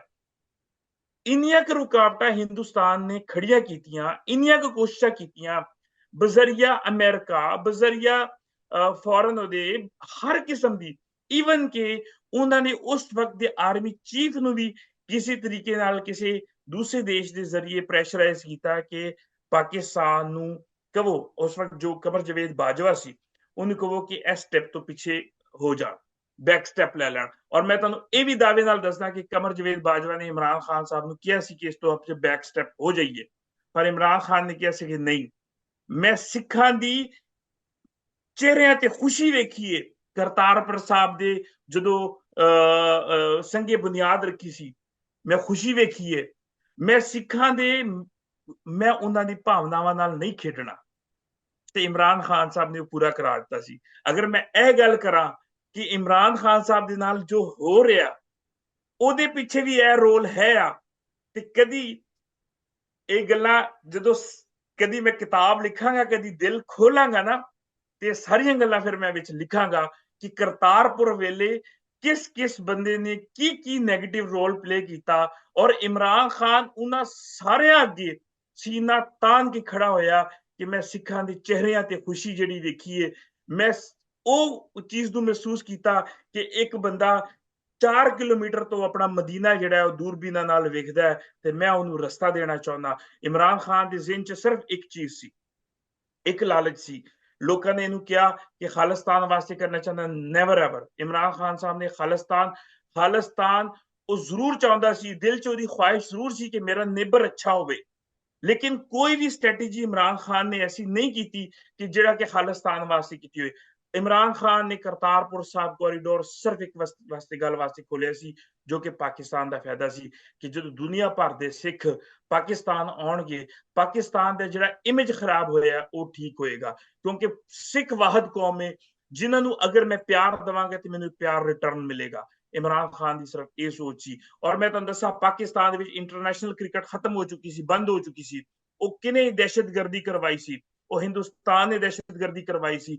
ਉਹ ਕ੍ਰਿਕਟ ਦੁਬਾਰਾ ਖੁੱਲ ਗਈ ਕਰਤਾਰਪੁਰ ਕਰਕੇ, ਕਿ ਜਦੋਂ ਕਰਤਾਰਪੁਰ ਸਾਹਿਬ ਤੇ ਸਿੱਖ ਸੰਗਤਾਂ ਪੂਰੀ ਦੁਨੀਆ ਤੋਂ ਆਈਆਂ ਔਰ ਪੂਰੀ ਦੁਨੀਆ 'ਚ ਜਾ ਕੇ ਇੰਟਰਨੈਸ਼ਨਲ ਮੀਡੀਆ ਨੂੰ ਜਾ ਕੇ ਦੱਸਿਆ ਕਿ ਸਿੱਖਾਂ ਪਾਕਿਸਤਾਨ 'ਚ ਸਾਨੂੰ ਬਹੁਤ ਪਿਆਰ ਮਿਲਿਆ। ਉਸ ਤੋਂ ਬਾਅਦ ਇੰਟਰਨੈਸ਼ਨਲ ਕ੍ਰਿਕਟ ਪਾਕਿਸਤਾਨ ਆਈ ਹੈ। ਜਦੋਂ UN ਦਾ ਸੈਕਟਰੀ ਜਨਰਲ ਜਿਹੜਾ ਹੈ ਉਹ ਕਰਤਾਰਪੁਰ ਸਾਹਿਬ ਆਇਆ, ਉਹਨਾਂ ਨੇ ਲੋਕਾਂ ਦੇ ਉੱਥੇ ਗੱਲਾਂ ਸੁਣੀਆਂ ਤੇ ਉਹਨੇ ਜਾ ਕੇ ਬਿਆਨ ਦੇਤਾ ਕਿ ਜੋ ਅਮਨ ਵਾਸਤੇ, ਜੋ ਪੀਸ ਵਾਸਤੇ ਜੋ ਕੰਮ ਪਾਕਿਸਤਾਨ ਨੇ ਕੀਤਾ ਹੈ, ਦੁਨੀਆ ਦਾ ਕੋਈ ਦੇਸ਼ ਨਹੀਂ ਕਰ ਸਕਦਾ। ਔਰ ਇੰਡੀਆ ਦੀ ਅਖਬਾਰਾਂ 'ਚ ਉਹ ਛਪਿਆ, ਪੂਰੀ ਦੁਨੀਆ ਦੇ ਅਖਬਾਰਾਂ 'ਚ ਉਹ ਗੱਲ ਸੀ। UN ਦਾ ਸੈਕਟਰੀ ਜਨਰਲ ਜਿਹੜਾ ਗੱਲ ਕਰ ਰਿਹਾ, ਸਾਰੀ ਗੱਲ ਉਹਨੂੰ ਅਹਿਮੀਅਤ ਮਿਲਣੀ ਸੀ। ਇਮਰਾਨ ਖਾਨ ਨੇ ਸਿਰਫ ਇੱਕ ਲਾਲਚ ਕਰਕੇ ਕਰਤਾਰਪੁਰ ਸਾਹਿਬ ਖੋਲਿਆ ਸੀ ਕਿ ਜਦੋਂ ਸਿੱਖ ਪਾਕਿਸਤਾਨ ਆਣਗੇ, ਉਹਨਾਂ ਨੂੰ ਪਿਆਰ ਮਿਲੇਗਾ, ਉਹ ਵਾਪਸ ਜਾਣਗੇ ਤੇ ਮੇਰੇ ਮੁਲਕ ਦਾ ਇੱਜ਼ਤ ਬਣੇਗੀ। ਮੇਰੇ ਮੁਲਕ ਦੀ ਜੋ ਕਿ ਉਹਦੇ ਉੱਤੇ ਦਹਿਸ਼ਤਗਰਦੀ ਦਾ ਦਾਗ ਲੱਗਾ ਹੋਇਆ ਉਹ ਖਤਮ ਹੋਏਗਾ, ਉਹ ਧੁੱਲੇਗਾ। ਔਰ ਦਹਿਸ਼ਤਗਰਦੀ ਦਾ ਦਾਗ ਕੌਣ ਚਾਹੁੰਦਾ ਸੀ ਕਿ ਨਾ ਧੁੱਲੇ? ਉਹ ਹਿੰਦੁਸਤਾਨ ਚਾਹੁੰਦਾ ਸੀ। ਔਰ ਇਸੇ ਕਰਕੇ ਉਹ ਕਰਤਾਰਪੁਰ ਸਾਹਿਬ ਲਾਂਘਾ ਖੁੱਲਣ ਨਹੀਂ ਸੀ ਦੇ ਰਿਹਾ। ਔਰ ਇਮਰਾਨ ਖਾਨ ਨੇ ਉਸ ਕੋਸ਼ਿਸ਼ ਨੂੰ ਪੂਰਾ ਕੀਤਾ। ਲੇਕਿਨ ਮੈਨੂੰ ਤੁਹਾਨੂੰ ਦੱਸਾਂ ਕਿ ਖਾਨ ਸਾਹਿਬ ਉੱਤੇ ਬਹੁਤ ਪ੍ਰੈਸ਼ਰ ਸੀ ਕਿ ਕਰਤਾਰਪੁਰ ਸਾਹਿਬ ਦੇ ਫੈਸਲੇ ਤੋਂ ਬੈਕਫੁੱਟ ਹੋਤੇ ਚਲੇ ਜਾਣ, ਬੈਕ ਸਟੈਪ ਲੈ ਜਾਣ। ਲੇਕਿਨ ਖਾਨ ਸਾਹਿਬ ਨੇ ਹਰ ਕੁਰਬਾਨੀ ਦਿੱਤੀ ਹੈ। ਵਕਤ ਆਏਗਾ ਕਿ ਸਿੱਖਾਂ ਨੂੰ ਪਤਾ ਲੱਗੇਗਾ ਕਿ ਖਾਨ ਸਾਹਿਬ ਨੇ ਉਹਨਾਂ ਦੀ ਖਾਤਰ ਕਿੰਨੀ ਕੁਰਬਾਨੀ ਦਿੱਤੀ ਹੈ ਤੇ ਕਰਤਾਰਪੁਰ ਸਾਹਿਬ ਦਾ ਲਾਂਘਾ ਖੋਲਿਆ। ਅੱਜ ਅਗਰ ਸਿੱਖ ਯਾਤਰਾਵਾਂ ਦੀ ਸ਼ਕਲ 'ਚ, ਅੱਜ ਪੂਰੇ ਜਥਿਆਂ ਦੀ ਸ਼ਕਲ 'ਚ ਨਨਕਾਣਾ ਸਾਹਿਬ ਜਾ ਰਹੇ ਨੇ। ਹੁਣ ਮੈਂ ਅੱਜ ਦੀ ਤੁਹਾਨੂੰ ਗੱਲ ਦੱਸਿਆ ਕਿ 7000 ਸਿੰਘ ਜਾ ਰਹੇ ਨੇ। ਇਹ ਮਾਹੌਲ ਜਿਹੜਾ ਹੈ, ਇੱਕ ਐਟਮੋਸਫੇਅਰ ਜਿਹੜਾ ਹੈ, ਉਹ ਇਮਰਾਨ ਖਾਨ ਨੇ ਦਿੱਤਾ। ਅਗਰ ਮੈਂ ਗੱਲ ਦੱਸਾਂ, ਦੇਖੋ ਇਹ ਅਰਦਾਸਾਂ ਗੁਰੂ ਨਾਨਕ ਪਾਤਸ਼ਾਹ ਨੇ ਕਿਸੇ ਨਾ ਕਿਸੇ ਦਿਨ ਕਬੂਲ ਕਰਨੀ ਸੀ। ਜਿੰਨੀ ਅਰਦਾਸ ਹੋ ਰਹੀ ਹੈ ਨਾ, ਕਿਸੇ ਨਾ ਕਿਸੇ ਦਿਨ ਕਬੂਲ ਕਰਨੀ ਸੀ। ਲੇਕਿਨ ਇਹ ਸੇਵਾ ਗੁਰੂ ਨਾਨਕ ਪਾਤਸ਼ਾਹ ਨੇ ਇਮਰਾਨ ਖਾਨ ਨੂੰ ਦਿੱਤੀ। ਇਹਦਾ ਮਤਲਬ ਸੀ ਕਿ ਇਮਰਾਨ ਖਾਨ ਨੂੰ ਗੁਰੂ ਨਾਨਕ ਨੇ ਆਪ ਚੁਣਿਆ ਸੀ ਕਿ ਉਹ ਕਰਤਾਰਪੁਰ ਸਾਹਿਬ ਦੀ ਸੇਵਾ ਕਰੇ। ਮੈਂ ਗੱਲ ਬੜੀ ਕਲੀਅਰ ਕਰ ਰਿਹਾ ਕਿ ਇਹ ਅਰਦਾਸ ਕਿਸੇ ਨਾ ਕਿਸੇ ਦਿਨ ਕਿਸੇ ਨਾ ਕਿਸੇ ਕੋਲੋਂ ਜ਼ਰੂਰ ਹੋ ਜਾਣੀ ਸੀ ਪੂਰੀ, ਕਿਉਂਕਿ ਪੂਰੀ ਦੁਨੀਆ 'ਚ ਜਿਹੜੀ ਸਿੱਖ ਅਰਦਾਸ ਕਰਦਾ ਹੈ, ਉਹ ਕਦੀ ਵੀ ਐਸਾ ਨਹੀਂ ਹੋ ਸਕਦਾ ਸਿੱਖਾਂ ਦੀ ਅਰਦਾਸ ਜਿਹੜੀ ਪੂਰੀ ਨਾ ਹੋਵੇ। ਉਹ ਲਾਜ਼ਮੀ ਪੂਰੀ ਹੋਣੀ ਸੀ। ਲੇਕਿਨ ਇਹਦਾ ਮਤਲਬ ਇਹ ਹੈ ਕਿ ਗੁਰੂ ਨਾਨਕ ਨੂੰ ਇਮਰਾਨ ਖਾਨ ਇੰਨਾ ਕੁ ਪਿਆਰਾ ਹੈ ਸੀ ਕਿ ਆਪਣੇ ਦਰ ਘਰ ਦੀ ਸੇਵਾ ਜਿਹੜੀ ਹੈ ਉਹਨੇ ਇਮਰਾਨ ਖਾਨ ਨੂੰ ਦਿੱਤੀ। ਬਿਲਕੁਲ ਜੀ। ਇੰਦਰਪਾਲ ਸਿੰਘ ਜੀ, ਬਹੁਤ ਧੰਨਵਾਦ ਤੁਹਾਡਾ। ਬੜੀਆਂ ਜਿਹੜੀਆਂ ਅਹਿਮ ਗੱਲਾਂ ਨੇ ਇਸ ਇੰਟਰਵਿਊ ਦੇ ਵਿੱਚ ਤੁਸੀਂ ਕੀਤੀਆਂ। ਮਤਲਬ ਮੇਰੇ ਲਈ ਵੀ ਬਹੁਤ ਗੱਲਾਂ ਜਿਹੜੀਆਂ ਆ ਉਹ ਨਵੀਆਂ ਸੀ, ਕਿਉਂਕਿ ਖਾਸ ਤੌਰ 'ਤੇ ਮੈਂ ਜਿਸ ਪੀੜ੍ਹੀ 'ਚੋਂ ਆਉਣਾ ਅਤੇ ਅਸੀਂ ਮਤਲਬ ਸਾਡੇ ਲਈ ਇਤਿਹਾਸ ਜਿਹੜਾ ਆ ਉਹ ਅਸੀਂ ਕਹਿ ਸਕਦੇ ਹਾਂ ਅਸੀਂ ਅਣਜਾਣ ਆ ਇਸ ਤੋਂ, ਕਿਉਂਕਿ ਸਾਨੂੰ ਦੂਰ ਰੱਖਿਆ ਗਿਆ ਇਸ ਸਾਰੇ ਇਤਿਹਾਸ ਤੋਂ, ਖਾਸ ਤੌਰ 'ਤੇ ਪਾਕਿਸਤਾਨ ਦੇ ਜਿਹੜਾ ਇਸ ਸਮੇਂ ਦਾ ਮੌਜੂਦਾ ਇਤਿਹਾਸ ਆ ਉਸ ਤੋਂ। ਪਰ ਜਿਹੜੀਆਂ ਤੁਸੀਂ ਗੱਲਾਂ ਕੀਤੀਆਂ ਉਹਦੇ 'ਚ ਜਿਹੜਾ ਇੱਕ ਵੱਡਾ ਪੱਖ ਜੋ ਉੱਭਰ ਕੇ ਸਾਹਮਣੇ ਆ ਰਿਹਾ, ਜੋ ਮੈਂ ਇੱਕ ਸਿੱਖ ਨੌਜਵਾਨ ਹੋਣ ਦੇ ਨਾਤੇ ਸਮਝ ਰਿਹਾ ਕਿ ਜਿਹੜਾ ਸੰਘਰਸ਼ ਜਿਹੜਾ ਸਿੱਖ ਰਾਜ ਦੀ ਕਾਇਮੀ ਦੇ ਲਈ ਜਿਨ੍ਹਾਂ ਸਿੱਖਾਂ ਨੇ ਸ਼ੁਰੂ ਕੀਤਾ, ਜਿਨ੍ਹਾਂ ਸਿੱਖਾਂ ਨੇ ਲੜਿਆ, ਜਿਹੜੇ ਉਸ ਸੰਘਰਸ਼ ਦੇ ਜਰਨੈਲ ਨੇ, ਜਾਂ ਜਿਹੜੇ ਹੁਣ ਪਿਛਲੇ ਕੁਝ ਸਮੇਂ ਤੋਂ ਅਸੀਂ ਦੇਖ ਰਹੇ ਹਾਂ ਕਿ ਸਿੱਖਾਂ ਦੇ ਜਰਨੈਲ ਜਿਹੜੇ ਆ ਉਹ ਆਪਣੀਆਂ ਉਮਰਾਂ ਹੰਢਾ ਕੇ ਜਾਂ ਭਾਰਤ ਸਰਕਾਰ ਵੱਲੋਂ ਜਿਹੜੇ ਆ ਉਹ ਸ਼ਹੀਦ ਕੀਤੇ ਜਾ ਰਹੇ ਆ। ਉਹਨਾਂ ਜਰਨੈਲਾਂ ਦਾ ਜਿਹੜਾ ਵਿਜ਼ਨ ਆ ਉਹ ਕਿਵੇਂ ਅੱਜ ਦੁਨੀਆ ਭਰ ਦੀ ਸਿਆਸਤ ਤੋਂ ਇੱਕ ਵੱਖਰਾ, ਜੋ ਗੁਰੂ ਨਾਨਕ ਪਾਤਸ਼ਾਹ ਦਾ ਜਿਹੜਾ ਸਰਬੱਤ ਦੇ ਭਲੇ ਦਾ ਤੇ ਆਪਣਾ ਆਪ ਕੁਰਬਾਨ ਕਰਕੇ ਤੇ ਦੂਜਿਆਂ ਨੂੰ ਉੱਚੇ ਚੁੱਕਣ ਦਾ, ਨੀਵਿਆਂ ਨੂੰ ਉੱਚੇ ਚੁੱਕਣ ਦਾ ਜਿਹੜਾ ਉਹ ਸਿਧਾਂਤ ਆ, ਜਿਹੜਾ ਕਿਰਦਾਰ ਆ, ਉਹ ਕਿਵੇਂ ਇਹਨਾਂ ਜੁਝਾਰੂ ਸਿੱਖਾਂ ਦੇ ਜੀਵਨ ਦੇ ਵਿੱਚੋਂ ਵੀ ਝਲਕਦਾ ਆ। ਤੇ ਇਹ ਕੋਈ ਕਹਿਣ ਦੀਆਂ ਗੱਲਾਂ ਨਹੀਂ, ਇਹ ਗੱਲਾਂ ਪ੍ਰਤੱਖ ਉਹਨਾਂ ਨੇ ਕਰਕੇ ਦਿਖਾਈਆਂ ਨੇ। ਤੇ ਇਹ ਗੱਲਾਂ ਉਹ ਜੁਝਾਰੂ ਸਿੱਖ ਨਹੀਂ ਕਹਿ ਰਹੇ, ਇਹ ਜਿਵੇਂ ਤੁਸੀਂ ਜਿਨ੍ਹਾਂ ਨੂੰ ਕਿ ਉਹ ਸਾਰਾ ਕੁਝ ਮਿਲਿਆ ਉਹਨਾਂ ਸਿੰਘਾਂ ਦੀ ਸੇਵਾ ਤੋਂ, ਤੇ ਉਹ ਜਿਵੇਂ ਤੁਸੀਂ ਇਹ ਸਾਰੀਆਂ ਗੱਲਾਂ ਦੱਸੀਆਂ, ਤਾਂ ਮੈਨੂੰ ਲੱਗਦਾ ਕਿ ਅੱਜ ਦੀ ਇੰਟਰਵਿਊ ਦਾ ਇੱਕ ਵੱਡਾ ਹਾਸਲ ਆ ਇਹ, ਕਿ ਜਿਹੜਾ ਜਦੋਂ ਸਾਡੇ ਨੌਜਵਾਨ ਪੰਜਾਬ ਦੇ ਵਿੱਚ, ਦੁਨੀਆ ਦੇ ਵਿੱਚ ਵੱਖੋ ਵੱਖ ਥਾਵਾਂ 'ਤੇ ਇਹ ਗੱਲ ਨੂੰ ਸੁਣਨਗੇ ਤਾਂ ਉਹ ਇਹ ਅਹਿਸਾਸ ਕਰਨਗੇ ਕਿ ਉਹਨਾਂ ਦੇ ਜਿਹੜੇ ਨਾਇਕ ਨੇ, ਸਿੱਖਾਂ ਦੇ ਨਾਇਕ ਨੇ ਮੌਜੂਦਾ ਸਮੇਂ ਦੇ ਵੀ, ਉਹ ਕਿੰਨੀਆਂ ਮਹਾਨ ਸ਼ਖਸੀਅਤਾਂ ਨੇ, ਉਹਨਾਂ ਦੇ ਜੀਵਨ ਜਿਹੜੇ ਆ ਉਹ ਕਿੰਨੇ ਉੱਚੇ ਸੁੱਚੇ ਆ, ਤੇ ਉਸ ਤੋਂ ਹੀ ਜਿਹੜਾ ਸਬਕ ਲੈਂਦੇ ਹੋਏ, ਉਹਨਾਂ ਤੋਂ ਹੀ ਉਹਨਾਂ ਨੂੰ ਆਪਣਾ ਚਾਨਣ ਮਨਾਰਾ ਮੰਨਦੇ ਹੋਏ ਜਿਹੜੇ ਸਿੱਖ ਨੌਜਵਾਨ ਆ ਉਹ ਇਸੇ ਤਰ੍ਹਾਂ ਦੇ ਜਿਹੜੇ ਆਪਣੇ ਜੀਵਨ ਆ ਉਹ ਘੜਨਗੇ। ਮਹਿੰਦਰਪਾਲ ਸਿੰਘ ਜੀ, ਤੁਹਾਡਾ ਬਹੁਤ ਧੰਨਵਾਦ ਕਿ ਤੁਸੀਂ ਆਪਣਾ ਬੜਾ ਤੁਹਾਡਾ ਕੀਮਤੀ ਸਮਾਂ ਆ ਇਸ ਦੌਰੇ ਦਾ, ਉਹਦੇ 'ਚੋਂ ਸਮਾਂ ਕੱਢਿਆ ਤੇ ਸਾਡੇ ਨਾਲ ਗੱਲਬਾਤ ਕੀਤੀ, ਤੇ ਮੈਂ ਧੰਨਵਾਦ ਕਰਦਾ ਜੀ ਤੁਹਾਡਾ TV 84 ਤੇ ਆਉਣ ਲਈ। ਤੇ ਸਮੁੱਚੀ ਸੰਗਤ ਦਾ, ਸਾਰੀ ਦੁਨੀਆ ਦੇ ਵਿੱਚ ਜੁੜੇ ਸਾਡੇ ਨਾਲ ਦਰਸ਼ਕਾਂ ਦਾ ਵੀ ਮੈਂ ਬਹੁਤ ਧੰਨਵਾਦ ਕਰਦਾ ਜੋ ਸਾਡੇ ਪ੍ਰੋਗਰਾਮ ਨੂੰ ਦੇਖਦੇ ਨੇ। ਤੇ ਨਾਲ ਹੀ ਮੈਂ ਬੇਨਤੀ ਵੀ ਕਰਦਾ ਕਿ TV 84 ਹੱਕ ਸੱਚ ਦੀ ਆਵਾਜ਼ ਲਗਾਤਾਰ ਜੋ ਸਿੱਖ ਕੌਮ ਦੀ ਆਵਾਜ਼ ਆ ਜਾਂ ਦੁਨੀਆ ਦੇ ਵਿੱਚ ਵਾਪਰ ਰਹੀਆਂ ਘਟਨਾਵਾਂ ਆ, ਉਹਨਾਂ ਦੇ ਉੱਤੇ ਜਿਹੜੀ ਸੱਚੀ ਖਬਰ ਆ ਉਹ ਤੁਹਾਡੇ ਤੱਕ ਪਹੁੰਚਾਉਂਦਾ ਆ, ਜਿਹਦੇ ਕਾਰਨ ਜਿਸ ਤਰ੍ਹਾਂ ਮੀਡੀਆ ਦੀ ਆਵਾਜ਼ ਦੁਨੀਆ ਦੀਆਂ ਸਰਕਾਰਾਂ ਦੇ ਵੱਲੋਂ ਦਬਾਈ ਜਾ ਰਹੀ ਆ ਤੇ ਭਾਰਤ ਦੀ ਸਰਕਾਰ ਵੱਲੋਂ ਵੀ ਲਗਾਤਾਰ TV 84 ਦੇ ਉੱਤੇ ਪਾਬੰਦੀਆਂ ਲਾਈਆਂ ਜਾ ਰਹੀਆਂ ਨੇ, ਪਰ ਤੁਹਾਡੀ ਸਪੋਰਟ ਦੇ ਨਾਲ TV 84 ਲਗਾਤਾਰ ਹੱਕ ਸੱਚ ਦੀ ਆਵਾਜ਼ ਚੁੱਕ ਰਿਹਾ। ਤੇ TV 84 ਨੂੰ ਤੁਸੀਂ ਸਪੋਰਟ ਕਰ ਸਕਦੇ ਹੋ, TV 84 ਨੂੰ ਆਪਣਾ ਦਸਵੰਧ ਦੇ ਕੇ, TV 84 ਨੂੰ ਮਾਇਕ ਮਦਦ ਕਰਕੇ, ਤੇ ਨਾਲ ਹੀ ਜਿਹੜੀਆਂ TV 84 ਦੀਆਂ ਵੀਡੀਓਜ਼ ਨੇ ਉਹਨਾਂ ਨੂੰ ਆਪਣੇ WhatsApp ਦੇ ਰਾਹੀਂ TV 84 ਦੀਆਂ ਵੀਡੀਓਜ਼ ਦੇ ਲਿੰਕ ਨੂੰ ਆਪਣੇ ਸੱਜਣਾ ਮਿੱਤਰਾਂ ਦੋਸਤਾਂ ਦੇ ਨਾਲ ਸਾਂਝਾ ਕਰਕੇ ਤੁਸੀਂ ਇਸ ਅਦਾਰੇ ਨੂੰ ਮਜ਼ਬੂਤ ਕਰ ਸਕਦੇ ਹੋ। ਤੇ ਅਗਲੇ ਪ੍ਰੋਗਰਾਮ ਦੇ ਵਿੱਚ ਕਿਸੇ ਹੋਰ ਮਹਿਮਾਨ ਦੇ ਨਾਲ ਕਿਸੇ ਹੋਰ ਮੁੱਦੇ ਤੇ ਤੁਹਾਡੇ ਅੱਗੇ ਹਾਜ਼ਰ ਹੋਵਾਂਗੇ। ਉਦੋਂ ਤੱਕ ਰੱਬ ਰਾਖਾ। ਵਾਹਿਗੁਰੂ ਜੀ ਕਾ ਖਾਲਸਾ, ਵਾਹਿਗੁਰੂ ਜੀ ਕੀ ਫਤਿਹ।